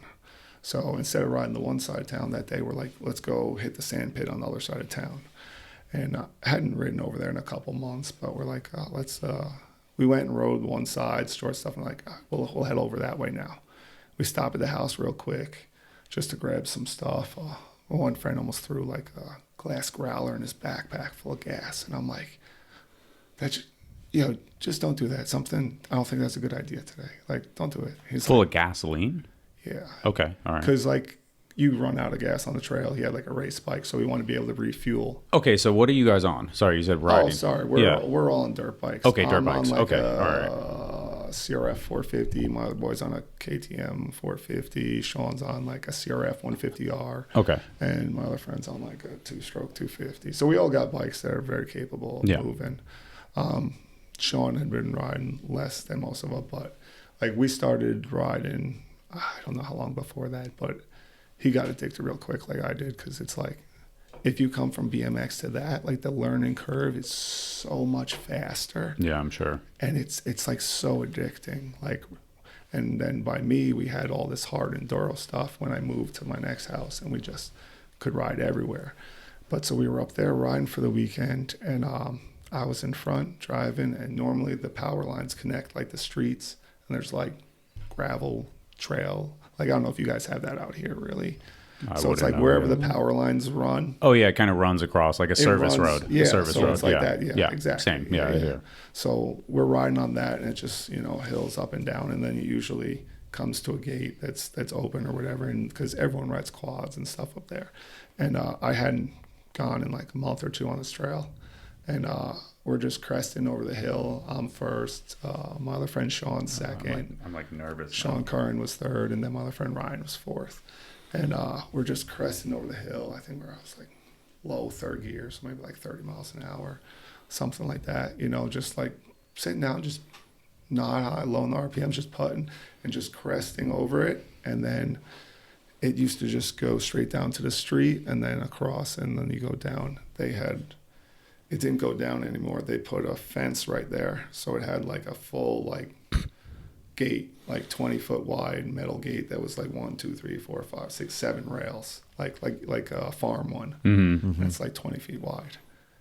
And then it was chopped off like straight down, and it was a drop off. So they had cut it, pushed all the dirt this way. So now the trail turned 90 degrees, went this way, turned 90 degrees, went down to the street here instead of right here.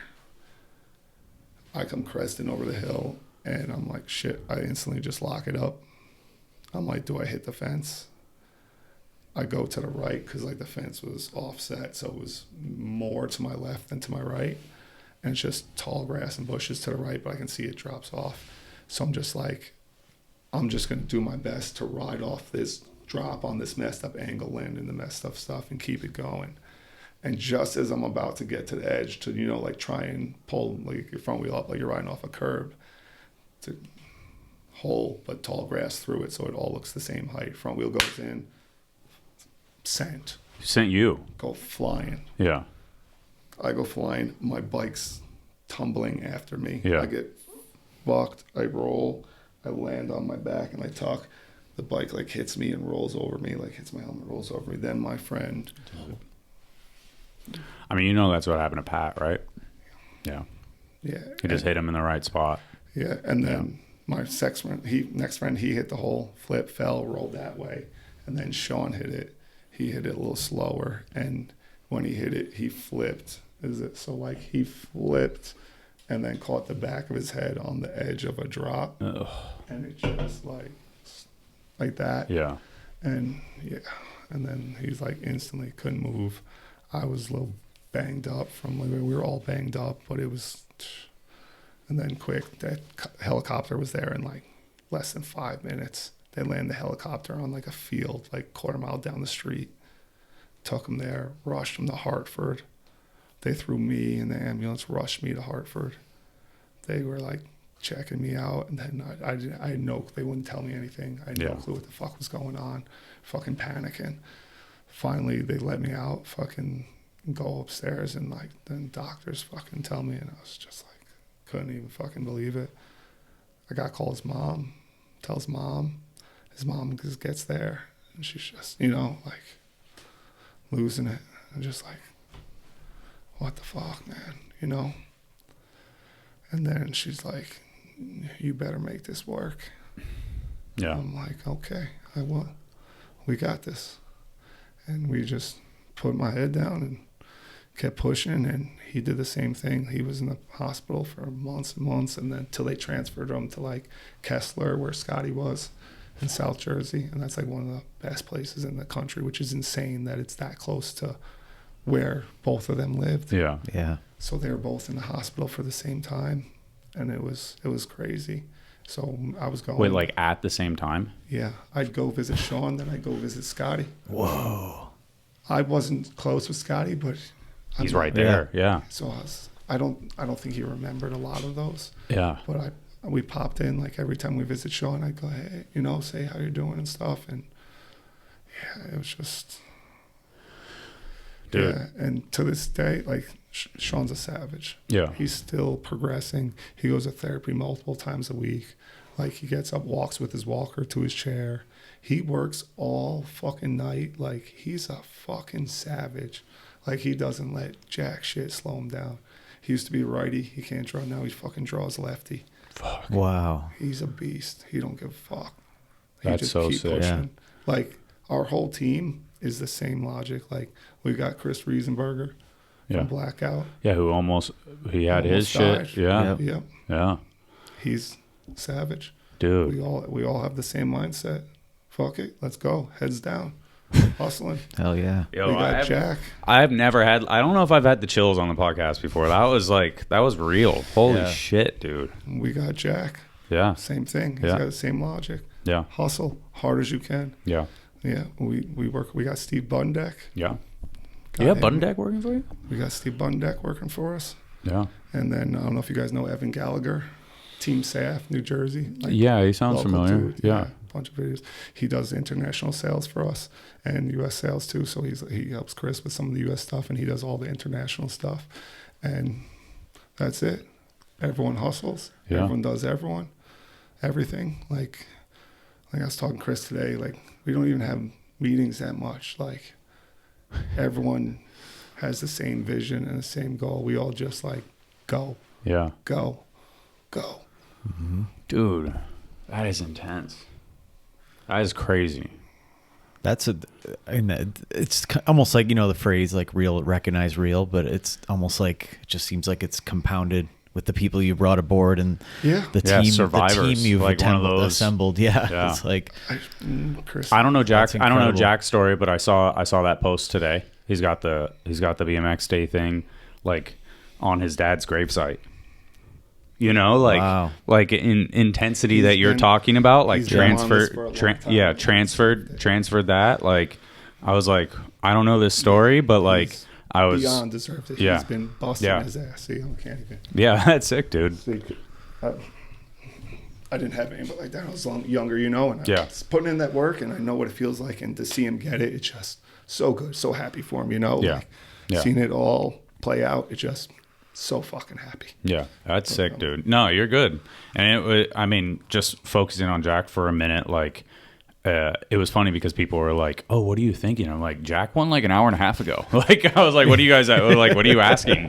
Like, it was so clear that it wasn't even. I didn't even have to think about it in any sense. Like, the only closest one was like Jacob Thiem was killing it, but it was Jack was easy. Spot. Yeah. Every spot he wanted it. Yeah. It was sick. It showed. Yeah. He wants it, and he hustles. He works so hard. Yeah.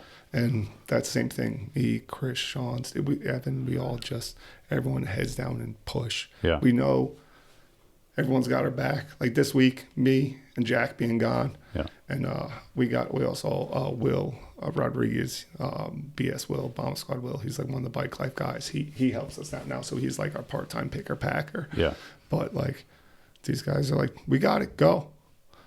And then Jack's back, and he's like, all right, we're good. Handle it. Yeah. Let us know when you're back. I'm straight like, back to it. And then boom, hustling. And like if someone has some stuff like Chris or Sean, everyone steps up. Yeah. Okay, we got you. Do your stuff. We'll see you when you get back, and we just keep pushing. That's sick, dude. I think I don't want to move on from that too much, but we have to talk about the inception of it. Like this is now. Yeah. But like you started Merritt in what year? Yeah. Right after me and Sean got fired or let go from Animal. Yeah. Like before that, years before that, me and Sean, always tried to. We always bullshit. I did sales, but I was in the design office all the time. Like, yeah, I always obsessed with numbers and bikes, and like I had to know the geometry. Like I'd have the dance comp thing memorized. I knew every frame's weight. The King Silencia guy was 5 pounds 1 ounce. And I was like, oh, still they're all burned in there. But then just doing all that, and I just lost my train of thought. Well, it was more just like when you started with Merritt. Sorry, I was just turning on the AC for us because it was getting a couple head hits. So you're good. So me and Sean always talked about trying to find a brand to complement Animal and Scavenger. Mm-hmm. We were like, we would love to do our own third brand, and we were like, what could we do that wouldn't compete with those, but we could do something. And we had a bunch of silly ideas, but nothing ever. We were like, maybe we'll do a tire company, but we were like, oh, maybe we could just sponsor tire. We're like, no, that's the GLH just do so good. We don't do that. Maybe we try and do a chain company. I'm like, we could sponsor. We were like, all silly. We're just bouncing. We come up with a $500 titanium chain. Yeah, but go ahead. Go ahead. Sorry. No comment. Yeah. But go ahead. But yeah, we just silly ideas like that, because we didn't want to. We were already there. We were already part of it. And then after that happened, me and him were just like, you want to do it? He's like, yeah, let's fucking do it. I'm like, all right, let's do it. Yeah. And step by step, slowly figuring out the first things. We were working out of Sean's house for months. Yeah. I was living in Connecticut, so I was doing outside sales at the time. So I lived in Connecticut. I was doing sales 9 to 5, and I was delivering pizzas 6 to 10. You're such a savage, dude. And sales for non-BMX shit. No, for Animal at the time. For Animal. That's what okay, all right. Oh, you're doing it remotely. Before I got let go, so I was in Connecticut. Yeah. And that was every day like that. Yeah.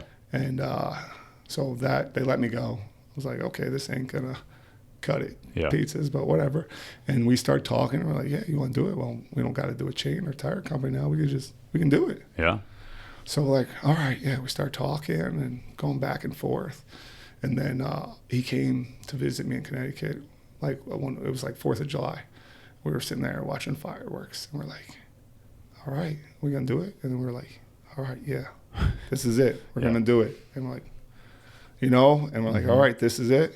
And then we were like trying to think. We were going back and forth for a while, and then we're like trying to think of a name. And the Merritt Parkway is one of the roads that we take quite often because 95 gets crazy traffic. So as soon as traffic gets real bad, quick jump on the Merritt, take the Merritt. And I'm like, kind of makes sense. We're both driving back up in.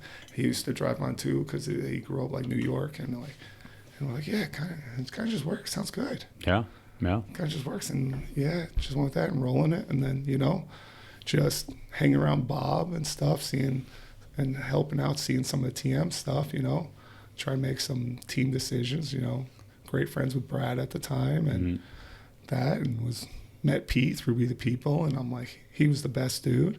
I just wanted to surround myself with like good dudes, like I would love to go on a trip with these guys. All right, these guys will get along. Okay, like I remember being an animal and be like, oh yeah, Jared can't go on a trip with Nigel, or Nigel's not gonna go with, like, or Ed doesn't want to go with, and like, or Ed would just bail if there wasn't like, it was, supposed to show up at the bakery, and Ed just didn't get on his flight.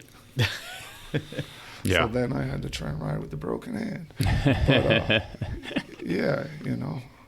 so we'd start going, and then just trying to make decisions, picking team guys, and Primo had dropped BF at the time, and I was like, wow, that was stupid. Yeah. I was like, hey, you want to talk? Can we meet at Sayreville? And we're like, yeah, we'd love for you to ride for us. He's like, hell yeah. I'm like, all right, let's get you some bars and then start working on like a tire. Yeah. It's like, hell yeah. That's sick. That might have been the last time I talked to him. Yeah, right? Get him to respond to a text? Never, ever. Yeah. It's so funny. Like, people ask me, like, when's the last time? I'm like, I'll text him. It'll say red. I'll be like, Brian, I saw you read it. It'll be say red. Yeah, what kind of a psycho has read receipts on that nobody responds? He might not even know what read receipts are. Let's just see. Okay, all right. Merritt questions. Business acumen. Business, being a businessman. Just you and Sean literally just fucking fumbling in there? Yeah, I did a little sales, and I'm like, okay, I'll figure it out. Started calling shops. Just started calling. And I was doing all sales, and we started setting up the team stuff. And I was like, we need a salesman. Yeah. We need someone that can do this full time and not other stuff. So that's when we put up like a thing, and then we ended up taking Denny Pascasio and Ricky out to Interbike to help us. I'm like, I'm gonna fly you both out. I'll give you a couple bucks. Like, we need help handing out flyers and stuff. And in my head, I'm like, these are two guys I'm gonna interview that I know might want the job. Yeah, because I know Denny from Denny's awesome sick, dude. yeah. Denny can talk to anyone, and they're gonna be laughing, having a great time. To be a good salesman, you just need to talk to people and have people skills and care about people and not just be a dick. And he was amazing. And then Ricky was the other option. I knew Ricky through my friend Scott McMiniman, and he had known him from like living in Portland and stuff. And he's like, yeah, he's cool. He's my friend. He's cool. And then the Interbike came and went, and Denny did really good. Denny killed it. Ricky did okay too, but Denny killed it. And I was like, tried to offer him the job, and I was like, yeah, we need you to move out to Jersey. This is every day. He's like, can't do it. Yeah. He's like, I love it here. I'm not moving. I'm like, no, it's all good, and then Ricky the job, and then that story. Yeah. That was interesting. Yeah, I honestly don't know Ricky very well at all. Like I listened to the Canode podcast recently. I never even got to hear the podcast that he put out. Thanks. But I mean, he seems like his heart's in the right place. It just seems like it's just shooting. It just shoots in all directions. I don't know, but I think I'm a bad judge of character. I mean, he worked for you for like 8 years or something, so yeah, but he couldn't have been that bad. You get stuck in a situation. What are you gonna do? Yeah, you can't fire your salesman. Who else are you gonna hire? Yeah. What are you gonna do? And he's so vocal, I guess, like because he'll put anything online afterwards or whatever. But it was just like he did stuff and he did sales, and I taught him a lot of stuff. But then he took it to the extreme. Like he came over here with like 500 Instagram followers, and I'm like, okay, listen, to be helpful to the company, I'm going to teach you how to play the game a little, because I had been doing it for a couple of years with Merritt. We made it to like 100K. I'm like, I learned stuff along the way. He's like addictive personality, obviously, and then just that was getting stuff from it. It was just he that was his fix. That was his drug. So that was the most important thing to him. Instagram stuff. Yeah. And it was just He's that type. I mean, he's definitely type A.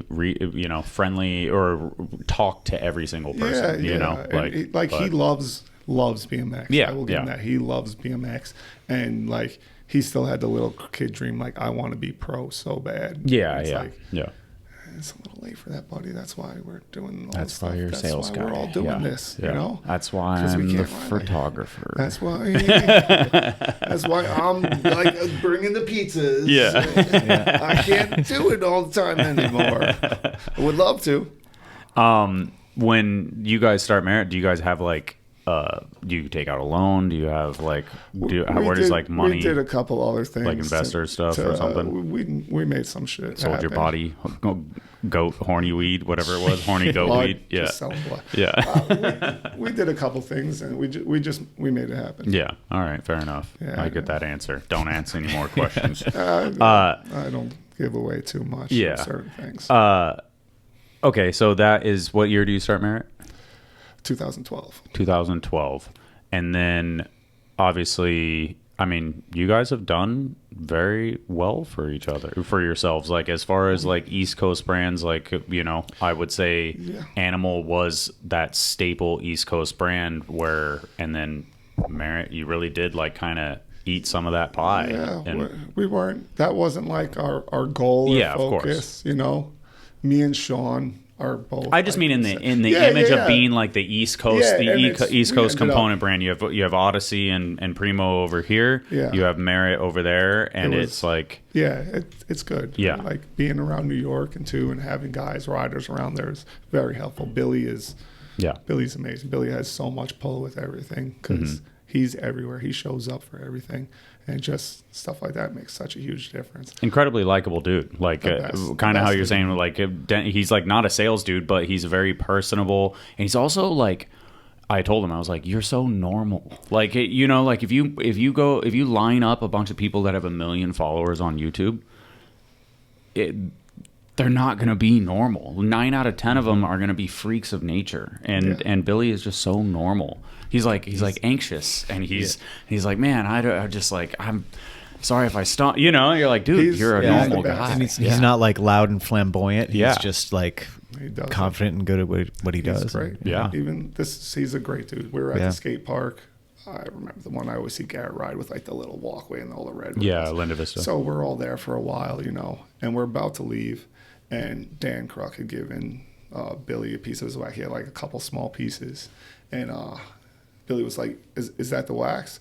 Dan's like, nah, you left it over there. It's all good, though. Don't worry about it. It was a little piece of wax. But it's Dan's wax, and it's also on the complete opposite side of the skate park. He puts down his bike, just goes, gets it, comes back. He's like, here you go, Dan. Yeah. What other pro at the top of their game that's going like that is going to go walk all the way to the other side skate park for their friend's little piece of wax? Yeah. He's that dude. Observing stuff like that, and seeing that that's a sign of character. Yeah. That sentiment carries through because it is so unimportant that it makes the act important. If that makes sense. That's what's important to me. Yeah. This is how we don't care about talent. Like, you're good. Yeah. We love having great riders that are good at bikes. There's so many guys that are good at riding bikes. So many guys. Yeah. And we help out a lot of people here and there.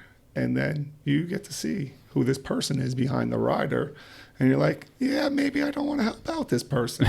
Yeah. And that's how we find our team. Like, we'll start helping people, or we'll sponsor someone. And the first thing I do is like, okay, got to get them on a trip here to meet us and meet the people. And, going, all right, get them on a trip with a couple of guys and see how it goes. And that doesn't go well, then you know what? You're not going on any more trips. Yeah. Someone else is. Yeah.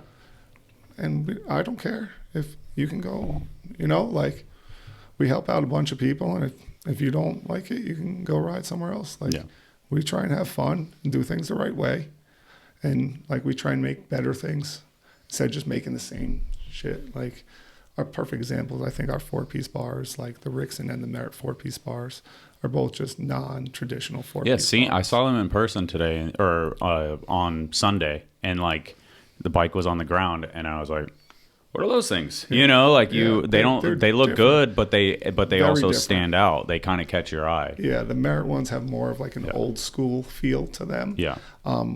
But I will not put out something that's trash, or not put out something that doesn't make sense.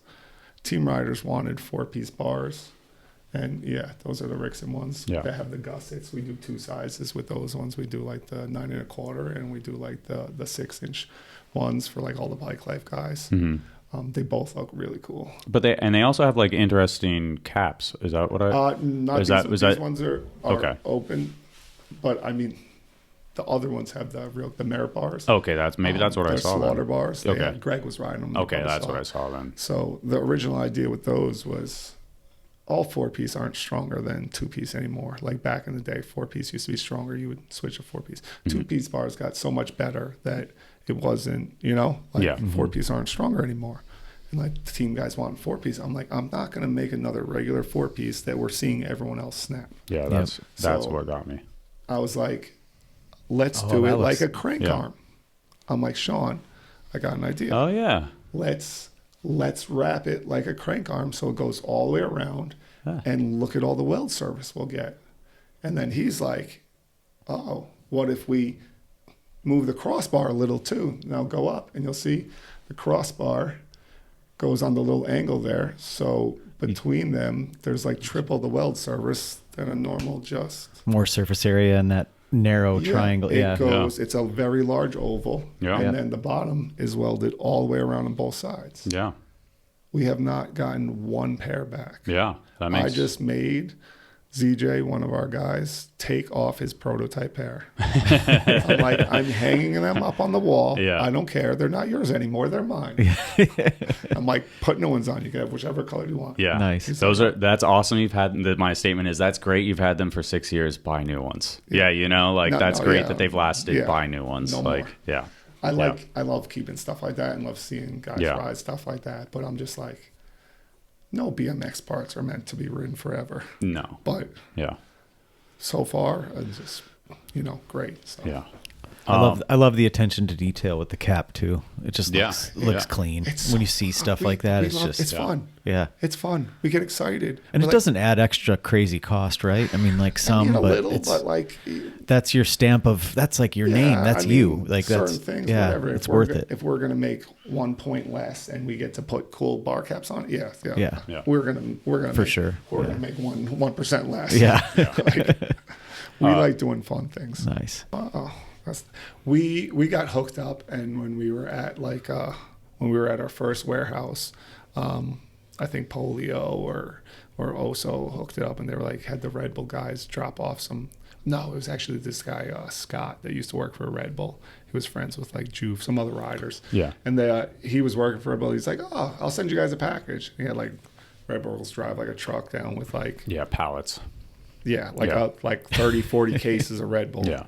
And this is like, it's just me and Ricky, and I'm like, that's poor Ricky. I'm doing a million things. He's just sitting in the office doing sales all day, but he's got his special power. I'm just pounding these to try and do the orders, bounce back and forth here and there, and it's just 3 months of that, and then all of a sudden start peeing out rocks, and it hasn't stopped since. Do you remember like the ride, the Butterfinger tour or something like that? Like with Nyquist and Sure and like Edwin went on it. I'm pretty sure. Remember that? And it was at the very early days of Ride. I had nothing to do with the tour, but they sent so many fucking Butterfingers to the office. There would be like days where I'm like, dude, I haven't eaten anything today. What the fuck is happening? And I'm like, oh, I had like 7 Butterfingers. Like the small ones, and you're just like, they're fucking fast. Delicious. Like, I'd be going fast. I'm thirsty and cracking them. I'm like, oh shit, I drank 3 of these. Yeah, I don't know if they put like MSG in that shit to make you feel satiated or something, or if I just ate that many, but many days I'd be like, fuck, I ate too many Butterfingers again. I'm not even hungry. Like when you're busy and you're moving around like that, and you're like, I'm good. A little sugar, a little. Yeah. Same thing. We'll go out riding the city. Like I'll go out with the boys. We'll go out for 12 hours. Yeah. That's why I'll eat breakfast, and then it'll be like, we'll go out, and it'll be like 11 o'clock at night, and we're like, did anyone eat? Like at 10 a.m. Yeah. Like, shit. Yeah. We should eat now. Connor Stitt's dad, like the 14-year-old kid that's super wild. Connor Stitt's dad was walking by me, and he's like, you probably want pizza. And I was like, I do. And I was like, it was just like a passing thing. He like opened it, I grabbed it, and I kept going, and he kept going his direction. Dude. And it was like, saved me on Sunday. Dude, like this is why I'm a little special. But like at Dots, like all the boys are riding, and it was hot towards the end of the day, and I'm just like, I'm hungry as fuck, and I'm like, I'm not even riding, and I'm just seeing the boys. I'm like, they're dying. Yeah, they're dying. I can see it. Sprint to Popeyes, come back with like tons of consumables. Tons of chicken strips. Yeah, and I'm like just running around, and everyone's they're like, oh, save my life, thank God. It's just like, paying attention to the boys, because I've been there riding the concert. You're dead. You feel like, oh shit. Boom, life's there. I was like, I'll go get something in like 30 minutes, and then 30 minutes comes and you're just distracted. Yeah, we don't got time or next or whatever. But like, stuff like that from being in their shoes, it's nice to be able to help a little more now. Yeah. Especially I'm a little obsessive thing, so I'm like, try and get a little early, prepare. Like I always bring extra parts, or like something happens on trips, someone gets a flat, tears their tire, whatever. I'm always like, okay, here, take my wheel or take this peg or whatever it is. Like you grind it through your pedal, take mine quick. But like keep the team going. Yeah. That's got to be so motivating for all the riders who ride for you to just know that you're a real one. I would, even if they weren't, because like if you don't live through, I mean, in BMX terms, if you don't live through someone's like heyday or their peak or whatever, like you say Ruben's name to some of these young kids, they don't have the same impact as like Ruben has to me, right? Exactly. Same with music, same with anything. If you didn't live through that era or whatever. Trying to tell the young guys about Van section. Pretty cool. But Jason was telling me about showing it to Jake, and he's like, yeah, I mean, like you can't. But you wouldn't be able to say that. No one did anything like that. That didn't happen then. Right. Yeah. That happens now because this happened that long ago. Yeah. And people are just catching up and doing it now. Yeah. Yeah. But you wouldn't be able to. I mean, you wouldn't be able to say that with every company. You wouldn't be able to ride for lots of companies that have someone with your badass background, for lack of better words. We, like, collectively, that's what it is. We have done and been in every single position in the industry collectively. Yeah. Mm-hmm. We've been the bro kid buying at the store. We've been the dude working at the shop. We've been the dude owning the shop. We've been the industry dude. We've been the professional rider. We've been every side of it between all of us collectively, between Button Deck and Sean and Chris and me, and then we got Jack and Evan now too, and we all like, okay. Then I tell them like, my info here. This is what I know. Now we all know it. Yeah. And Chris knows this. Now we all know this. Yeah. Steve knows this. Now we all know this. Collective knowledge. Yeah. And having known all those dudes for many, many years, there's a lot of knowledge, like, and in a lot of different directions. Like, we're not dicks. Yeah. We know these are real people. We're small. There's 7 of us. These are real. You don't yell at these people. You do your best to help these people. These are people that are keeping you in business, keeping you going. Yeah. So we do whatever we can to work best with our customers, you know, and all the information we learn is just trying to do it right, you know. That's cool. Everything, we try and do everything at least one step better. Like I try to explain to someone like the bars are a great example. Like we don't want to do the same thing. We want to just like, even if it's just one notch better, let's make it one notch better. Like no matter what it is, like, okay. And if we can, okay, then let's try and give shops so they can make more money on this. Let's let them make more money on this product, because it shouldn't be marked up like that. Yeah. Like they're banging it. Like now we'll see other people charging, like overcharging for silly things. Like, yeah, we can charge $5 less and they can still make a 50% margin. They're like, oh, yeah, okay. Or hey, yeah, we'll do this, and we just, if we can't do it better, all right, maybe we don't do this one. Yeah. We'll keep it moving. What about, I mean, since you just brought up margins, as a company owner, I feel like that is like one of the biggest things in the industry is just, I mean, it's always been this way with BMX. The margins in BMX have always been bad since I ever learned what a margin was. I remember people talking about margins in BMX. Primo, literally, I thought Primo was like named after margins, because Primo margin is like 100%. Like I remember that as a kid, right or wrong, that was the conversation that when I was a kid, it was like, funny. You know, and that was the idea. And it, like from what I heard was Primo, and then it was like for the shops because you get that margin, the Primo margin.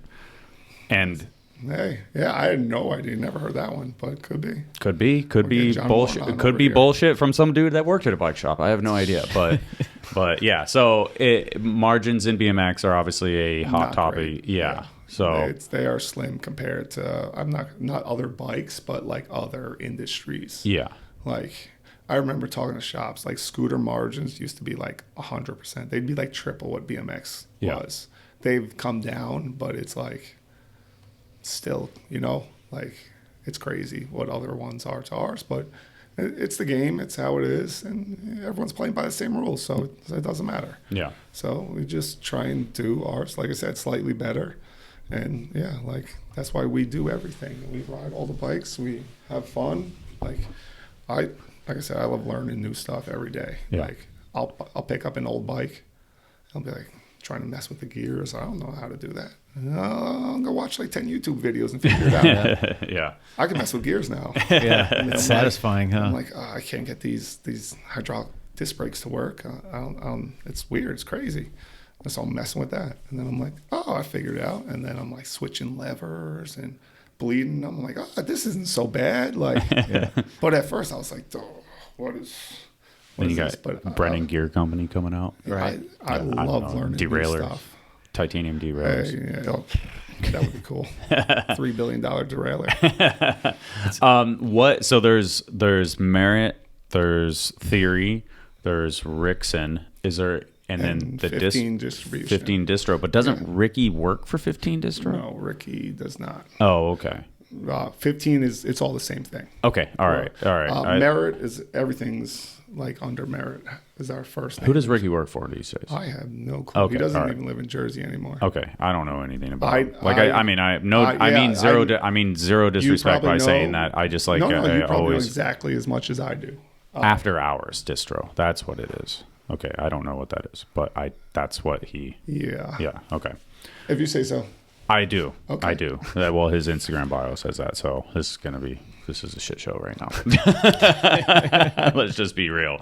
I mean, zero disrespect. I just honestly didn't know. So yeah, no. So those four brands, is the order, if I have it correctly, is it Merritt, Theory, 15, Rixin? Yes. Okay, I got something right. Rixin was talked about before Theory, but Theory happened. Okay. First, on purpose.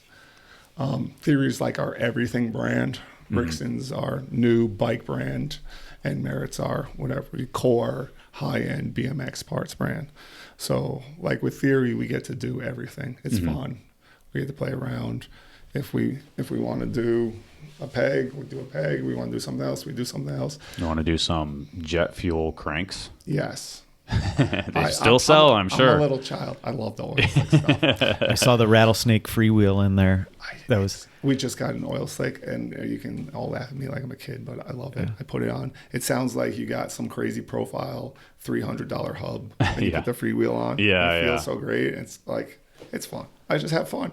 Like I got fixies. I put one on my fixie, so it's freewheel. So it's a little easier to ride. I don't die as quickly. This is my ignorance coming out, but do fixies use freewheels rather than cassettes? They usually use like a flip-flop wheel, so it'll have like threaded for a freewheel on one side, and the other side you can like slide a cog on and lock it in place, but it's like fixed to the hub. Okay. So like you can just flip the wheel over and run the cassette side, the freewheel side, or just flip it and then you're fixed and hold on for the ride. I guess you'd have to lock up the freewheel to Wait, did you say fixed gear or bike life? No, I say fixed gear. Oh, okay. You guys sell fixed gear stuff. See, this is okay. No, I was just saying like. Okay. You were asking the question, but you guys, I mean, so Theory. I mean, Rixin is leaning into bike life stuff. You obviously like. Yeah. And then Theory did as well. Yeah. We make everything with Theory. Yeah. We started making bike life bars and tires. Yeah. And I started riding the bike life bikes a handful of years ago. Like when my back was bad, I couldn't. That was that Instagram. I couldn't ride BMX. So I started riding the bike life bikes, the big bikes. I'm like, oh shit, at 29, look at this. I kind of fit on this thing. Like I've been riding 20.5-inch top tubes for like, Oh, really? I started small? an FEM deployer, 20 1/4. Crazy. Yeah, that's crazy. Yeah. I rode little bikes. Yeah. Why? I liked it. I don't know. Yeah. But I rode be right over bikes. top of those on the whips. Yep. Yeah. It worked. Yeah. But I did it again. I lost my train of thought. No, you're good. But with the big bikes, it was that's like a nice way to stay stay on a bike while your back was messed up. That's what it was. Yeah, I could pedal again, and that was like the first bike that actually fit me, being like a tall, big guy. And I was like, hey, I can ride this, and it doesn't hurt. So I started pedaling around a lot, and then I was trying to do some wheelies, have some fun, and I was like, this is really hard. Yeah. I mean, you're still in the streets. That beats laying in bed. No matter what you're doing. I was having a blast. I was having a blast. I was like riding a parking lot for an hour every day, and my back could do it. And I was like, all right, this is good. I'm pedaling, and it really helped me get back in shape and like healthier. Like things, my back getting better. And then I started doing like BMX things on that first before I was really riding the BMX bike again because after hurting my back. I didn't actually watch this video, but this is a fixed gear because that hop was a fixed gear. Like a fixed gear freestyle. So but then, like you just almost. Well, the first one was even worse, I think. But it's so hard. Those guys like the dude Zach Babinski that was at BMX Day. Yeah, we help him out. There's a couple other guys. it's like BMX is crazy. Like trying to do that is wild. Yeah, it is. It is. Wild. It's like trying to eat soup with a fork. No. It's like a whole different thing, but it's cool. Yeah. I like it. I mean, I get the slightly different tweak. Like when I was younger, I was like, why not just get a BMX bike? And like everything's different. Like just because you didn't grow up doing BMX doesn't mean you don't want to grind things, I go out riding with the bike life kids. These guys are on 26 fat bikes. And all of a sudden the kid just starts feebling the ledge. And I'm like, what is this kid doing with disc brakes and a 4-inch wide tire? Just hops off, just starts manual. Yeah. I'm like, craziness. It is wild. It is like I love it. Every little form of riding, I want to. Better than video games. Oh, 100%. So I'm not hating in the direct sense, but it is always it's funny. I gave the dude did a fucking bar catch bar down that little force there, and I was like, that was sick, dude. And I was like, you're the first those guys first can rip BMX on a BMX bike. I mean, non BMX dude I've ever given money to.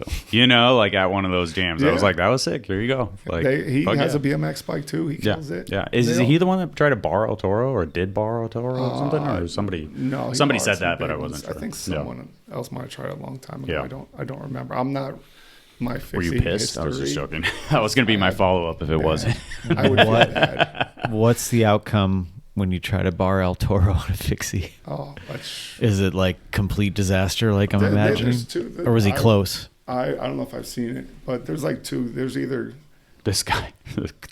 Of course, it's on fucking on some shit. Yeah, crazy. Says tried, so. Yeah. I don't know if that's that Chase guy. I don't know. Sure. Yeah, it's not the same dude. He coasted for a little bit. Are we sure that was? I think there's some slop in there. Okay.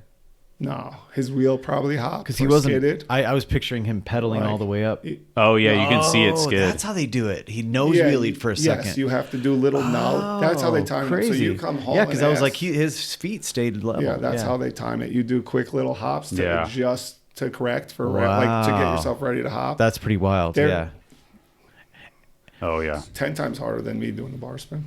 I mean, and the last thing you want to do as you're charging at that set is do a quick little nollie. Yeah, like you start messing around, it gets normal. Just like all the BMX stuff, you adjust to it. But like, there's a learning curve. It took me a little while. I was riding one for a little. I did like a sprocket hop over on a little thing with it, and I was like so happy because it took me like a month to figure out. Yeah. And I was like, okay, I did it. And I try and learn the next one or whatever.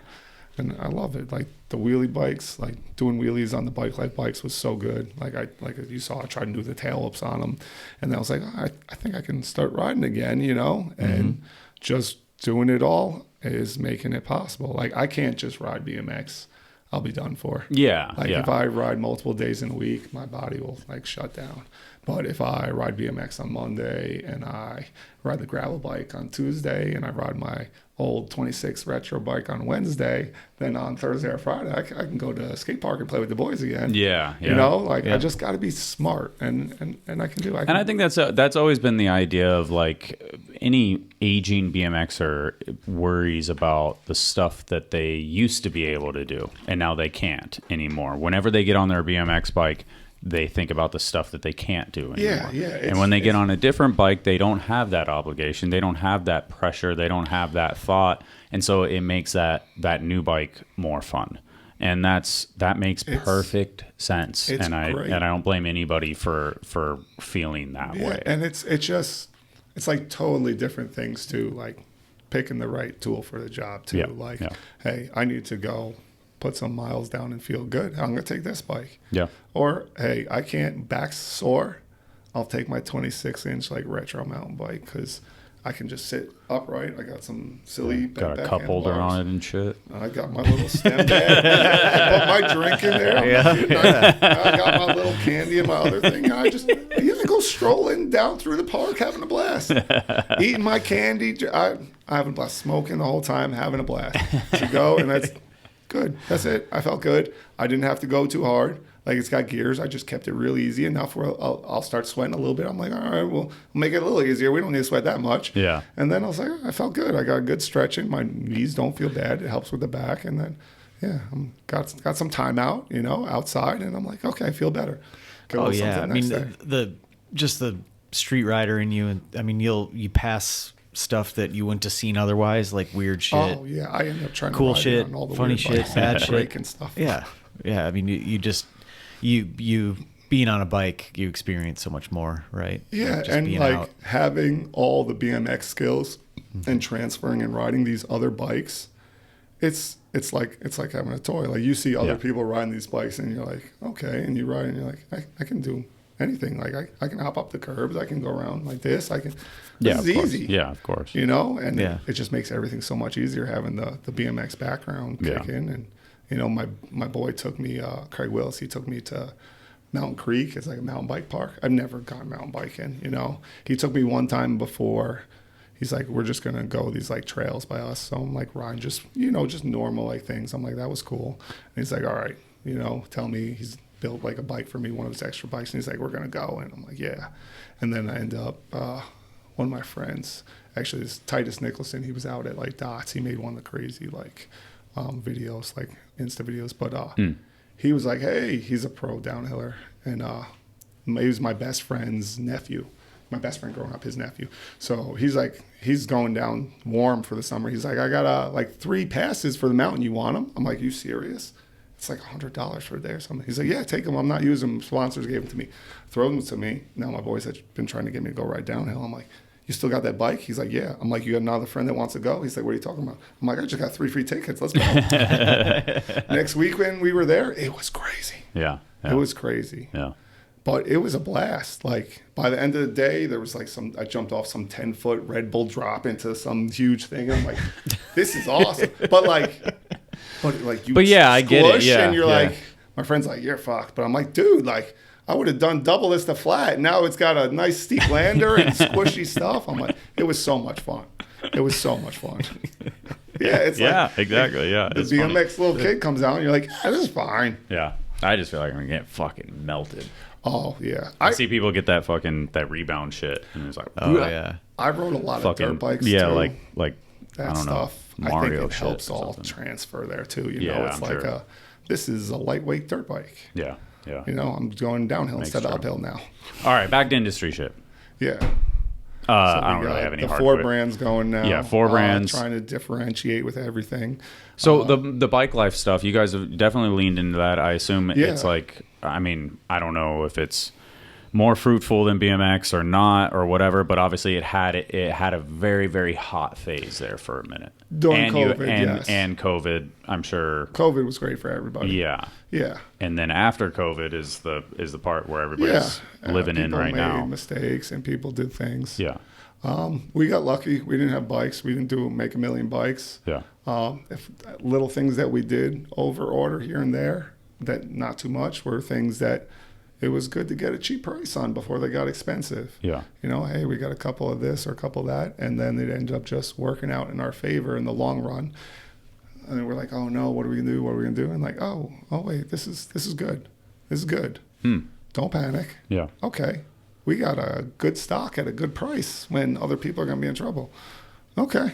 Yeah. So no panic sales or stuff like that for you guys, do really? Sales for guys. Like it's great for the shops too. Like, or we'll have like a SKU is ending and we'll have like whatever. Hey, but no buy one get one for no BOGOs like on GT and shit like that. No, hell no. No offense, Brian.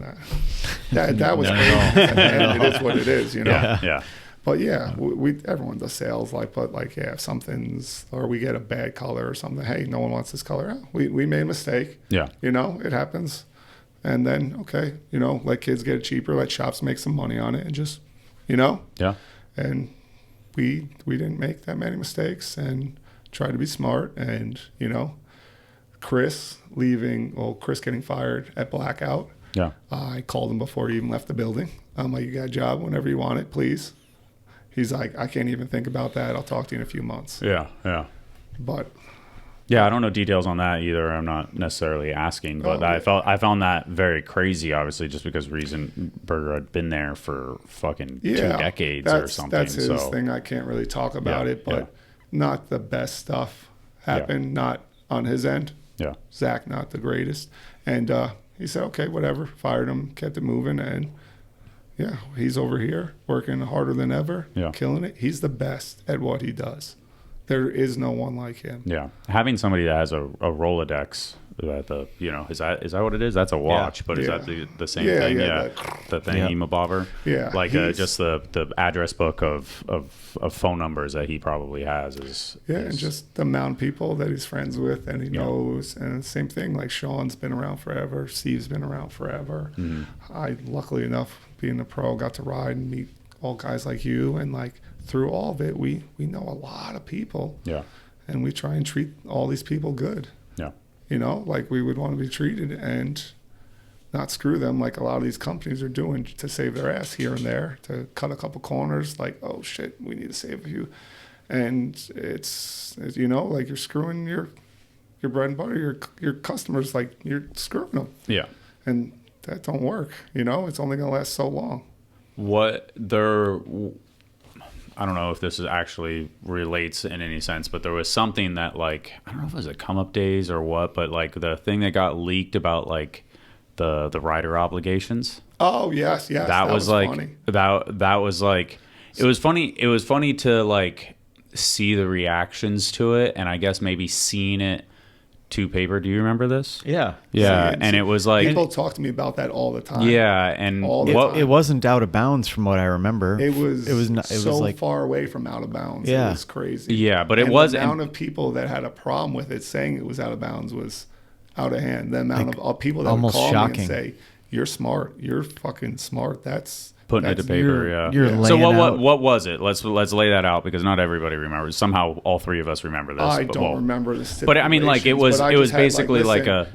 You must post like at least 5 times a month or something like that. In your post, you must tag Merritt and mention us, and like you must do like yearly. You must film at least 1 video or like things like this. You know, like hey, we got it. This is you have to at least do this. Yeah. But I think the thing that like, the contentious part was like if you don't meet the 5 points, it's like $50 or $100 off or something like that. Yeah, 10 bullet points or whatever, and each of them equated to like a percentage of your monthly salary. Yeah.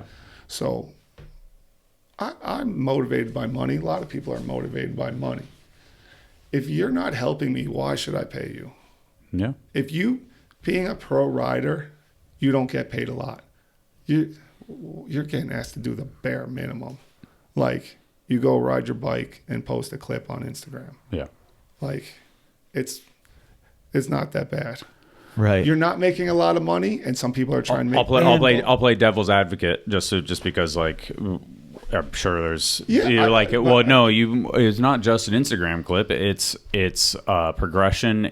I'm risking my body. I'm risking this. I'm playing devil's advocate of it. You can't tell me I risk my body. I know you know. Yeah. So whatever they want to say to me, I've been there too. Yeah. So I'm talking to them and I'm like, hey, listen, I'm not making something hard for you to do, but if you don't do it, there's consequences because any other way, they're just going to walk all over me. And they did. And I told them this needs to happen and no one cared. And I'm like, guys, listen, you guys are supposed to be my friends, like Brad and all these guys that were my friends. And you treat me like shit now. Yeah. Like, you turn it into this, like, come on. Taking the check and not doing the work. Yeah. And I'm like, I know we're not specifically talking about Brad. I'm just no, but like, the guys like I was just getting myself. We're in not trouble. making a lot of money, or we're making bare minimum, trying to figure out everything, getting by. Like you know how the BMX industry is, especially it's me and Sean, then it's me, Sean. Like it's barely any of us busting our ass trying to. But if you have 7 full-time employees, that's 7 living wages. No, that's I'm 7 saying back to back then. Okay, at that point, At that point, we couldn't pay everyone a lot. Like like we're just trying to get by. I understand you're not getting tons of money, but we're paying more than I was getting when I was a pro rider. Yeah. So I'm like, not by much, but bikes and stuff didn't change too much. Costs, margins, everything's pretty right there. Yeah. And like, Brad was like upset, telling me on like signature stuff. I'm like, dude, you're not riding, dude. Yeah. I can't do it. You're not riding. You're making me look stupid. And then whatever, falling out between that because he didn't want to hear it from me. And as soon as I kicked him off, he started riding like a savage. I'm like, I knew it was going to happen. Yeah. And like, good for him. I mean, you're his We the People. Yeah. He just didn't have a kid on the way. I think. But it's crazy how it works because it's like, hey, like you get kicked off and then the fire starts. It's always interesting to see that, and it's like sucks to have it go that route. You're like, dude, I just wanted that fire then. I wanted that fire for me. Like, I knew it was in you. And that's what I was trying to tell him. Like, if you had done that, you would have put us in a position to be able to give you more products and be able to pay you more. Like, hey, you just quadrupled your worth. Yeah. Yeah, let's get you a tire because that shit's going to sell now. Yeah. Not like you're asking for a tire when you're not doing anything. That tire's not going to sell, dude. Yeah. I don't want to spend tons of money on this. Yeah. Tons of time, drop money on the mold. The mold ain't even the worst part. You can't just order 200 tires. You got to order thousands of tires.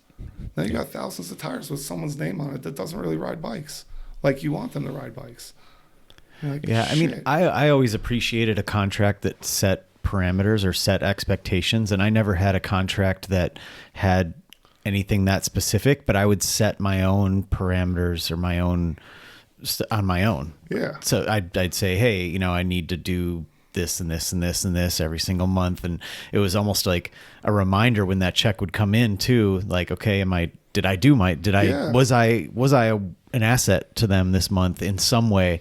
Oh no, I was hurt. Well, I could do this, and this. I could do 5 to 10 things that were of value during that month that maybe I could do, you know, that there were still, 1000%. there were still something that I was helping the company. Right. So when I saw that, I was like, you know, say someone has a rough go and they have an injury or, you know, a death in the family, so, you know, shit happens, like tons of stuff, especially in BMX, you know, I mean, we get injuries and all this. So it all depends on the execution, like talk it out, but at least you see those expectations and then you're like, hey man, I know you've had a rough go. Like we won't take this. We're not going to like take your money this month, like whatever. Yeah. When guys get but hurt, you just need to talk about it, and that's it. Like anytime anyone gets hurt, I'm the best with it. I'm like, dude, I've been in your shoes. They're like, oh, I'm stressing. I'm not doing anything. I'm like, you can't do anything. Yeah. Don't rush. You're going to make it worse. We can handle you not riding for 6 months. Post some old clips. If you need clips, we can dig up clips from the videos, recycle them. Yeah. Just something. Post pictures of your bike. Post stuff, tag stuff. I don't care you're hurt. Take it easy. Get healthy. When you're good, we'll get you on a trip. We'll get a bunch of stuff. Yeah. But worry about you now, and we're good. Just like everyone at the warehouse. Same thing. The team is just an extension of like the warehouse guys. Like we are all on the same page. So because when I remember that stuff coming out, I don't remember it. That was specifically a Brad thing. Like that was the whole team. That was the whole team. Yeah, the whole team was. Yeah. So I had a bunch of guys that weren't doing much. Yeah. And I mean, I think it's hard because your mentality is not that. So it's hard to see people that money go out in a sense and being like, bud, like I'm like vibrating because I would have got 20 clips if I were in your shoes or something like that. And I'm like, it's interesting to hear this, you know, and it's like the tie thing recently and the warehouse worker versus the pro rider argument, and this whole dynamic of it is like such a, the answer is so clear cut when you're on one side or the other, you know, like when you're the rider, it's like, it makes perfect sense. And when you're the business owner, it makes perfect sense. The opposite point of view, you know? Both the shoes. Yeah. And not all the time, but most of the time, the riders are younger and they don't see things. I'm so much smarter than I was when I was 25. Yeah. I may not be faster. Yeah, because 25-year-old Brennan may not have received that message all that well. You never know. Everything. You just learn it, getting better, and the more we see. Interesting. Yeah, it is funny. It is. I remember seeing that and just being like, the feedback on it was more interesting than the message. Of course, like as somebody who has worked my entire life. I caught a lot of shit for that, but like I said, I think it was because it came from you too that it was like so interesting because it hurt you a were little more because I was a rider. Yeah, because it was like you were like the fucking traitor or something. Like he was one of us. But that's how it is, man. You see stuff from the other side, and you're like, hey, okay, I definitely could have done more when I was younger, but I tried to do as much as I can in like the avenues that I saw. Getting older, seeing things different, like I probably could have done more in different ways, but I focused my energy on just filming as many clips as possible. Are you judging me for having 3 beers? No, I just saw you look 12. I was looking at my hiding over here. Have you looked at where's the eyeball? Oh, I just saw it somewhere. What's that? Is that someone's like fake eye? Yeah. What? Yeah, I don't need to touch it. Do you have any more questions? I feel like I've been dictating a little too much. No, you have a different perspective. I guess. About the contract stuff? Anything. Yeah, that was. Well, I was gonna. I mean, and you're kind of answered it already, but I was gonna ask what you look for in a team rider, and what I've heard so far is you look for guys who can get along with the other guys on the team, and and go on a trip with each other or whatever, vibe off each other, all that stuff, and then also obviously self-motivated. Because then you wouldn't have to send out emails like that or whatever, or contracts like that. But like, I'm just trying to think because like it doesn't. I feel like a lot of the guys that ride for you get around like a lot of them have their own vibe, their own thing going on, which is great, and that's kind of what you want. You don't want like two riders who are do their thing as best we can. Yeah, you don't want two riders who are like carbon copies of each other. But like, are there any other kind of like major attributes that I'm missing? We like, just good people. I don't want to help out shitty people. I really don't. Like unnamed rider has reached out to us. I think he's pro for another company still right now, but has reached out to us like 6 or 7 times, like trying to get on the pro team. And I'm like, I have so many people telling me you're not a great person, and multiple other things have happened where you haven't been nice. I've seen the interactions. Like, I said no 5 times already, and you ask everyone else but me. The answer is no, buddy. Yeah. You're not a good person. I don't care how good you are. You're good. You're really fucking good. You can ask like 10 more times. It ain't happening. You're not a nice person. Don't care. Yeah, I don't have to name names. That person will see it, but like, you just gotta throw anyone. You just type it in there. Maybe boat will fly by and some paper will fall off the boat later. I mean, there's been a lot of instances of that, and it is sad to see because you're like, oh man, they're so good. They don't even have to be. There's some people that you see that are so good, so talented, such incredible riders. You're like, they don't even have to be super cool. They just have to be like normal or chill or whatever. But that like for one reason or a million reasons, they shoot themselves in the foot. Yeah, and that's too bad to see. But I just think like in a lot of cases, you've just made a lot of good choices. It seems, and it seems like the people that you choose to represent you are like I said, all have their own thing going on and their own vibe, and I think that's cool, because it's always cool too to have like a team that's all sort of like, oh, that's that crew, and you do have that, but yet they're all going in their own direction. Yeah, that's dope. It's really nice having the guys. They really, what we have worked the team into is just amazing, and like looking for new team riders, like. We like, look, I don't go picking up Mirandos, and if I see a kid, I'm gonna reach out. Hey, you know about this kid? You know about this kid? Yeah. Who knows this kid? Anyone know this kid? Is this a good kid? What's going on with this kid? Okay, this is a good kid. Does this kid have a shop? Yeah, the kid rides at the shop. Okay, let's talk to a shop. Let's send him some stuff to the shop. Oh, the kid tags us. He rides a bike. Oh, shoot, his friend bought tires. This is a smart kid. Yeah. Give this kid some more stuff. Yeah. I talk to the team guys all the time. Hey, you see anyone new you want to help out recently? I know I'm getting older. I don't have my finger on the button as much as I do. That's why I need these guys to help me. Yeah. That's why I got Jack. That's why I got Billy. That's why I got Dan. That's why I got these guys I can trust.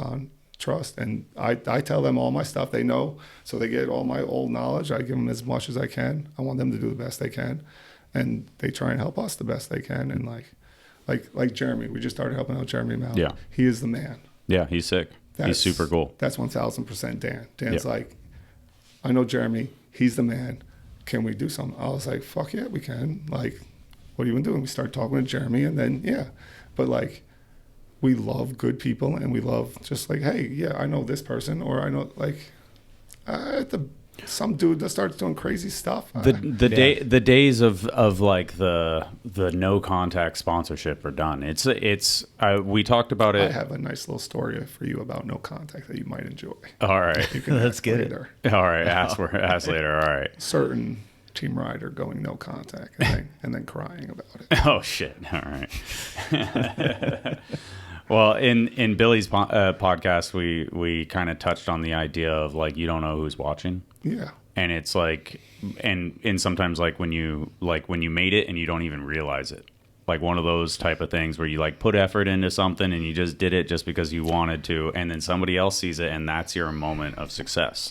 And that's like that resonates so much with like kind of what you're saying is that like you're just a good dude. And then somebody tells somebody else, and somebody vouches for him, and then it just has this web effect. Yeah, and he does awesome things, and like I look at things a little differently. Like when I go do things, I'll like, before I'm gonna go do this, I'm like, to be the person I want to be, or be the person I want people to see, all you got to do is do those things. I want people to see that I ride my bike. I ride my bike. I go ride my bike every day. I don't feel like it. I'm like, no. I'm that guy that rides bikes. I'm going to go ride my bike. I'll be in shitty mood, depressed, whatever it is. I'm like, no. I'm not losing to me. I'm going to be that dude no matter what. And just, I'm not losing to me. And I get up, do that shit even when you don't want to do it. Okay.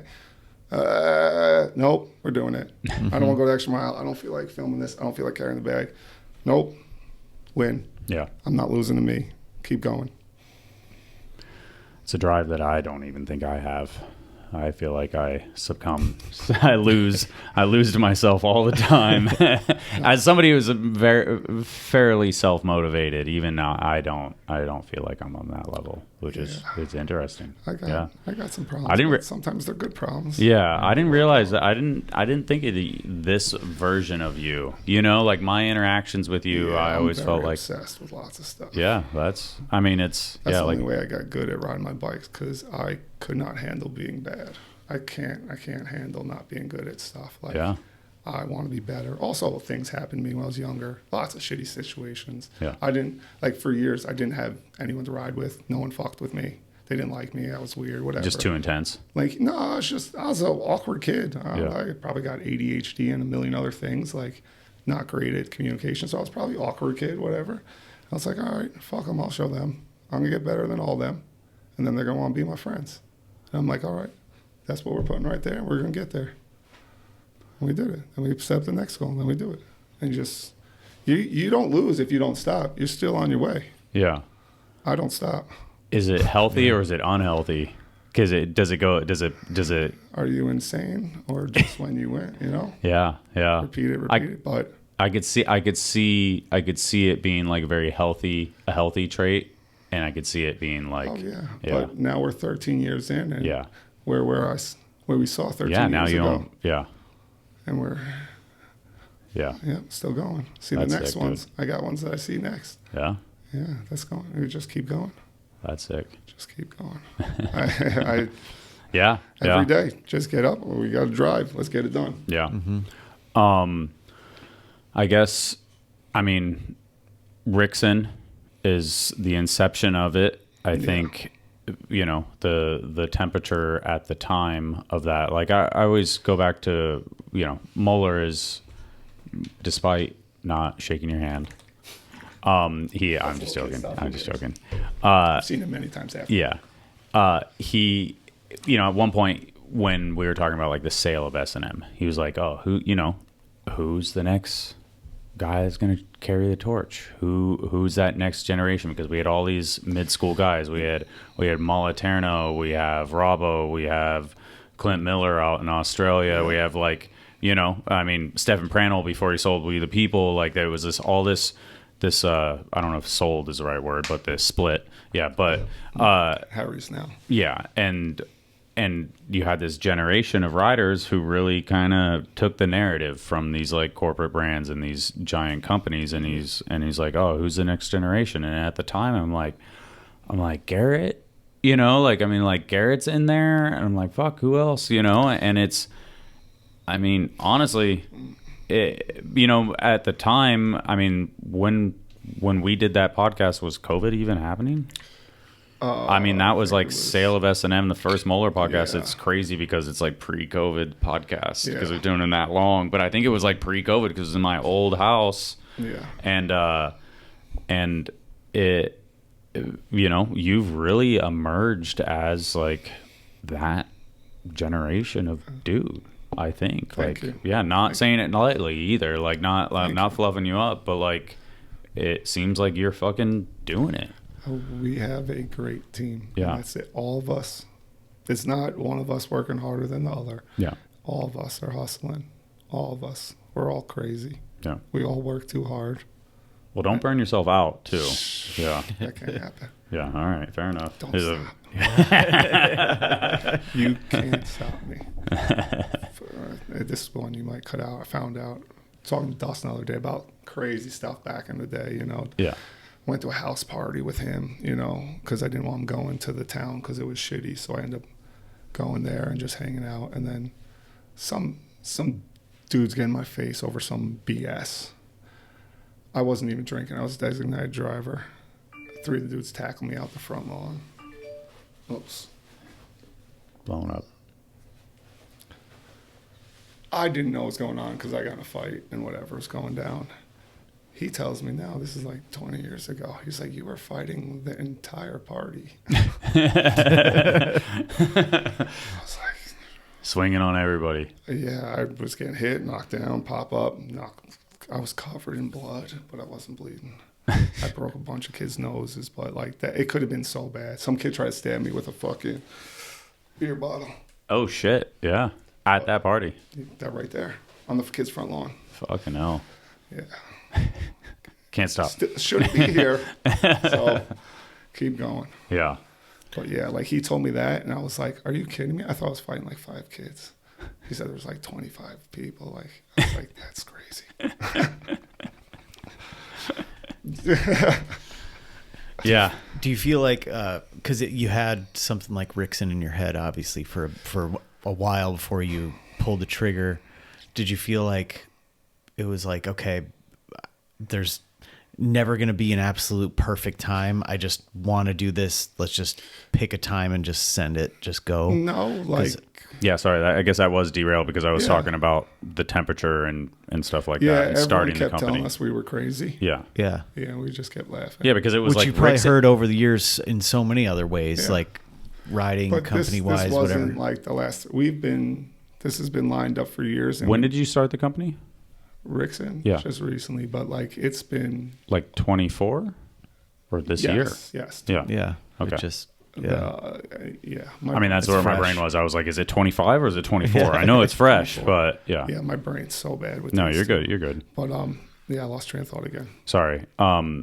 Is there a sign of like stopping? Like, hey, this is a bad idea. No, we had set like the building blocks in motion years prior. Mm-hmm. We are, hey, okay, to get to this goal, we need to do this and this and this and this and this and this and this. Mm-hmm. And the blocks were in order, and we got to the point where it was that time. So we took that step. We didn't care what was going on.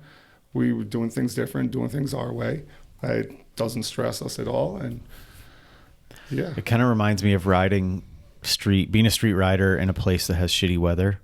Because you're like, at least the way probably you and I like to ride, it's like, oh, I want to get this done. I want to get this done. And it's like, well, it's raining today. It's snowing tomorrow. Like, okay, the next day is like kind of okay. It's going to be pretty fucking cold, but we're going to get it done. Yeah, right? So I think of that like, and that's obviously like on a micro scale compared to like starting a company, but it's still the same mentality of like, there's never going to be an absolute golden perfect time. And if there is, no one's going to tell you that that's what it is. So if you're prepared and you've set your goals and whatever, like that is the golden time to just send it, apparently, and we see how things are, and we just making smart decisions. We all talk about everything before we do it. Everyone's on the same page. You got it. Like someone says something. Okay. Why? Okay. Let's look at it this way. Okay. You're right. We were off. Let's pivot. Okay, here we go. We're good now. It's refreshing to me to see someone take a risk like that. Instead, while people are kind of dialing back and reassessing and whatever, and like seeing something new emerge. It's refreshing. It's awesome. I went and looked at the news spreadsheet, and it was like Rixin September mentioned, no link, and then Rixin October there's a link, and then it's like. I'm pretty sure same month Etnies program ends. Yeah. And then we have in December, obviously GT program ends. Yeah. Free agent program ends. It's so the temperature at that point is like is pretty downward. Yeah. And so it is just as you said, it's like it's commendable to the fortitude of like pushing through the idea of like, oh, this is a bad time, like blah blah blah, but also just like I don't know what the word is, but that's like the time period where like you do the opposite of everybody else. Yeah, just because it's a bad time for someone else doesn't mean it's a bad time for us. Yeah, exactly. We're different. Yeah, exactly. That's it. We all like riding bikes. We all really do this shit. Yeah. We were at the skate park. I met Billy and Jake and Jay at the skate park.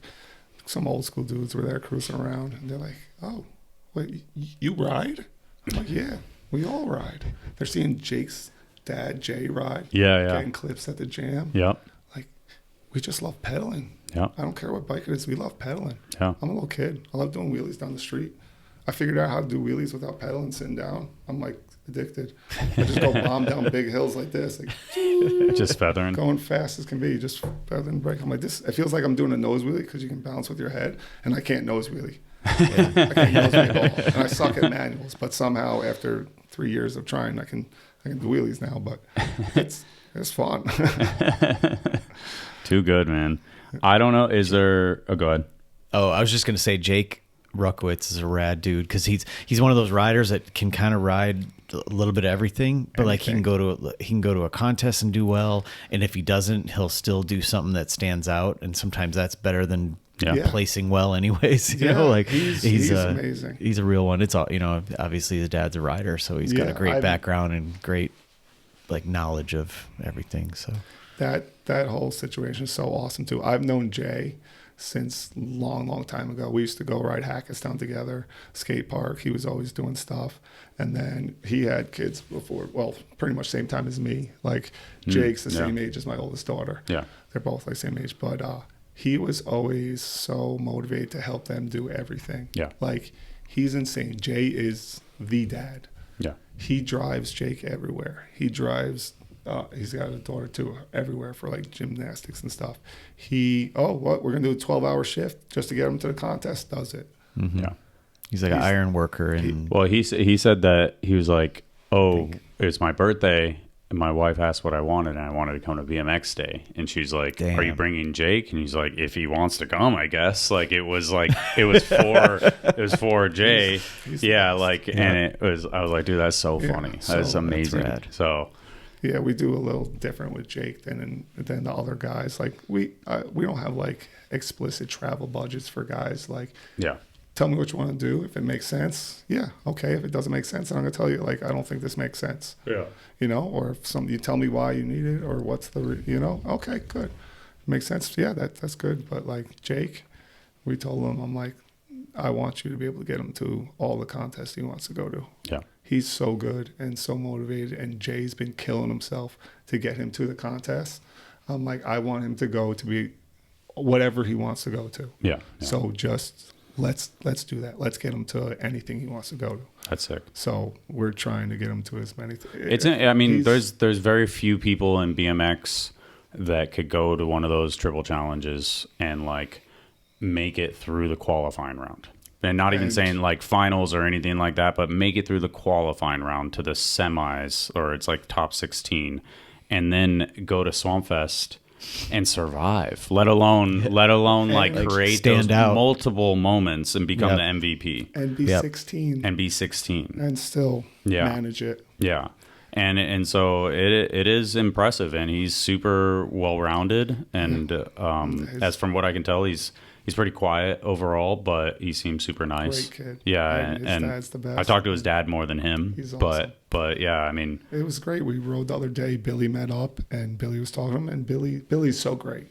Billy always tries to help all the guys. Guys ask him questions. He's like, "Oh yeah, I do this or that," or and Jake's just asking him questions. He's just pouring out information to him, helping him. Yeah. Because that's how we all are. We all like, if he can do better, we can do better, and we all just together. And dude, that's what Billy's podcast kind of felt like one of those like TED Talks at a point. It was like some sort of master class. Like, should I pay you $8 or whatever, $19.99 for this master class that you just gave us? Because it was motivation, it was knowledge, it was like kind of his story, and it was cool. It was genuinely cool because it's like there's no like secret formula in a sense. No. But a lot of hard work, and then a lot of what you learn from the hard work. Taking opportunities and forcing those opportunities is basically like what he was like, there's a glimmer of a chance at this. Of something, so I'm going to throw myself 1,000% into exactly. this. So if I get a chance, if anyone gets a chance, I get this chance, or I'm going to make myself look best for this chance. That was it. And he takes that approach with everything. Yeah. Like I'm upset. I won't take the chance. Like if something can go wrong, no. Like sample wise, I need to hold everything in my hand before we order it. Yeah. Because, think, that's this smart, comes though. this color. Yeah. But I'm like, I don't want to take that chance. And he's that same, he doesn't want that little bit. Yeah. Yeah. No, it seems like he's so just, good. He's a very, very well thought out, focused, like knows what he wants. Like I was like, oh, where do you see Billy in 10 years? He's like, I knew you were going to ask this question. And I'm like, driven, motivated. Yeah. And he has a plan. Yeah. He always has a plan. Yeah. Because he's like, we're going to do this. I'm like, amazing. Yeah. Like I said, bumping Jack up to pro, I talked to him about, I was like, hey, I want to do something cool for him, And he's like, let's do it at BMX Day. He's like, Jake wants to, he's like, Jack wants to go. I think Jake wants to go. Dan's going. I think I'm going to go. He's like, why don't you come? I'm like, that's a great idea. Yeah. That's amazing. That's sick. And then doing out here, we had his boy Zach helping out. And Zach was running around like a lunatic while we were at the premiere. He's got a little bit longer hair. Yeah, he's like the one that he was basically the one that was hugging Jack. Yeah, all right, yeah, that makes it. Yeah, sorry, I didn't know. Yeah, he's the best. He grabbed the hotel. I mean, not the hotel. He grabbed the restaurant. He grabbed the cake. Yeah. So we go straight from the premiere. We're leaving the premiere, and we're like, I'm sorry, leaving and we're going to the premiere from the thing. I'm like, we're all gonna have a team meeting before the premiere. He's like, I was supposed to go out to eat with my family, and I'm like, sorry, dude, team meeting. We're sitting down. He's like a little bummed. And while he's doing that, Zach got the cake already prepared, had it in the cooler, got the table at the restaurant. We roll up, and we're like, okay, we don't got a lot of time before we got to rush to the premiere. And then we order food, and then Zach just walks in with the cake and puts it in front of him. And it's just like, what's going on? And it was so good. It was so amazing. Good. It's just, it worked out perfect. And just Billy and Zach and all the team, everyone, like, I told the guys, and they all help with everything. It's just everyone's on the same page, and everyone's just the moment's not on there, but yeah. Dang, that's awesome. It's cool to have a moment like that too. Is that his family? The family came? Yeah. Nah, fuck yeah. So it was good. So yeah, I'm there. That's awesome. That's sick. Yeah, I was so happy for him. It was great. And then to ride the next day and kill it, it was so good. Yeah, it was so good. Yeah, shout out to SD Wheelworks for making that. They literally awesome. Gave it to me, and I was freaking out because I thought I lost it. I thought I took it out at Commercial Street because my brain is so scrambled. Dude, there's so much going on. I lost my keys 30 times. It was in this little like maroon satchel, and then I was like literally like 10, 15 minutes. I was like, fuck, it's fucking gone. And I searched the car twice. And then I was standing there in the foundation, and it was like tucked into the corner, like just in there. And it'd been there for whatever, as long as I was the first person there. Yeah. So and you put it there? And I put it there. Like I took it out of my car and was like, I'm going to need this for some reason. And then it was tucked there in the corner. I was like, fuck yes. Like even just in the sense of like having something physical for him to like take away. That was like I was excited. Yeah, I was bummed. So I was bummed that I thought I lost it. Yeah. He made everyone put it on. We were all having a blast. Yeah. It was that's awesome. Too funny. And like shout out to Killian for he texted me the night before. Good. So pretty awesome. That was beyond awesome. Yeah, dude. So good. So amazing. Good. Good work on that. I mean, you guys killed it. Well, yeah, thank you. You did. Yeah. This event was amazing. Yeah, I appreciate it. I honestly had no idea what we were in for. I saw last year's, and I was like, all right, this is going to be great. We're going to have some fun. We're riding bikes. I'm happy. Especially we're riding through the city. We're happy. Yeah. And it was so good. Cool. It was so good. I had so much fun. I saw so many people that I hadn't seen in a long time, and just talking to all these guys, seeing Aaron, seeing all these guys that I hadn't seen since being out here filming videos. And it was great seeing them. Everyone's a little old. Everyone's got their kids now, too. Yeah. And me, Greg Henry came on the trip, too. So me and Greg, older guy, we used to go on weed people trips together. Yeah. And it's like, we're like, it's kind of funny being the old dudes now, right? Like, we were just laughing at the young kids. Yeah. It's just like, it's like a whole nother experience, but I loved it. Yeah. I loved it. It was so good. It was so good. It was cool that it was 2 days. Doing the park day was cool. And you know, the amount of thanks and like appreciation I get is definitely like rewarding, you know, like you killed it. It was so good. And it's not just me. Deserved. Literally, everybody as a whole. Yeah. Everyone, no one was being an asshole. Everyone was being good. It was great. It was a good day. Everything I could tell, if it was ever went that route where we were like hooligans or something like that, like obviously there's a sense of lawlessness to it, but like if we were ever like super something really, really bad happened, then it would be over. But I think there's enough older dudes there that wouldn't let it happen. Like, if I saw some kid being stupid, I don't care who the kid is, I'm gonna step up and be like, listen, you're not about to fuck this up for everybody. Yeah. Step away. And obviously I can't take all the credit. I mean, honestly, Albert's the right-hand man.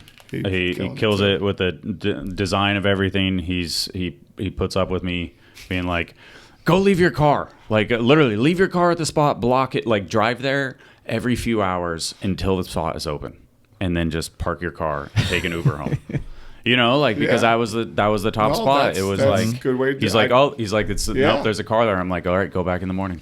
And that's just the way it has to go, you know? And then obviously Gary, so good. Getting that park built to begin with. I did not even know that till I was out here. Yeah. He is the man. That place is crazy. Never been there. Yeah. I was so surprised how big it was. Like, seeing clips on, I had no idea how big it was. Yeah, it is. Yeah, you think it's one part, and then you think it's the next part, and then you look around the corner, and there's more and more. The vert ramp scared the crap out of me. Yeah, it's crazy. I saw someone flying out. I'm like, I don't even want to watch that. I don't know if I have just for the reference of how big the park is, like that's so cool. Crazy. The aerial shot's awesome. Yeah, like so you can see.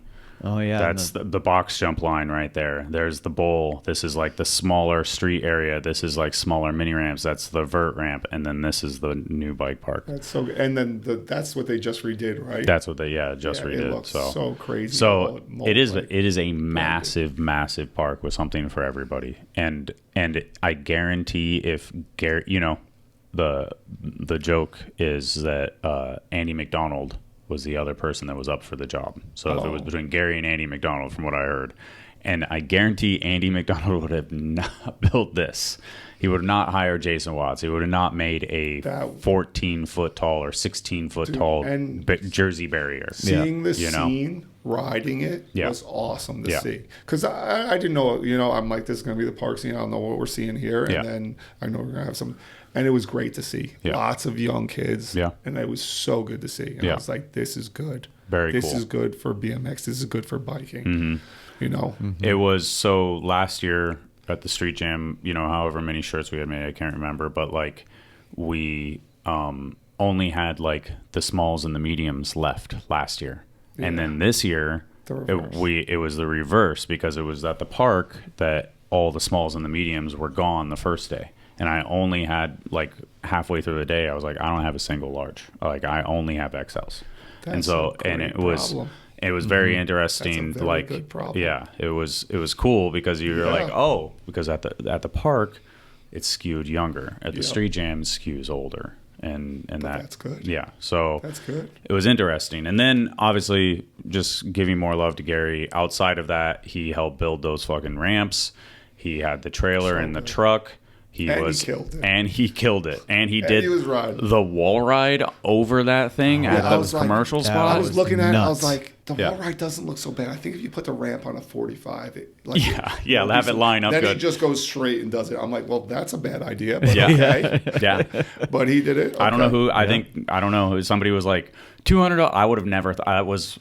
For once, not I thought the ramp was moving. Yeah. I thought the ramp was moving. I'm like, it can happen. They just got to move the ramp, maybe take it back a little, throw it on the angle. Someone's going to go fast. Yeah. Because those guys were boosting that thing. I was surprised. The whip didn't look that great. No, it was a smaller one. I thought it because I was planning on getting I was planning on getting Dennis's, which is the bigger one, and then Albert said Antonio had one too, but when he dropped it off, it was a smaller one, and I was like, I mean, I guess it's like the perfect size, so fuck it. You know, like, worked out perfect. But, yeah. Yeah, so Max, shout out Max to Gary. Vu's Gap to Pegs made my heart sing too. Yeah.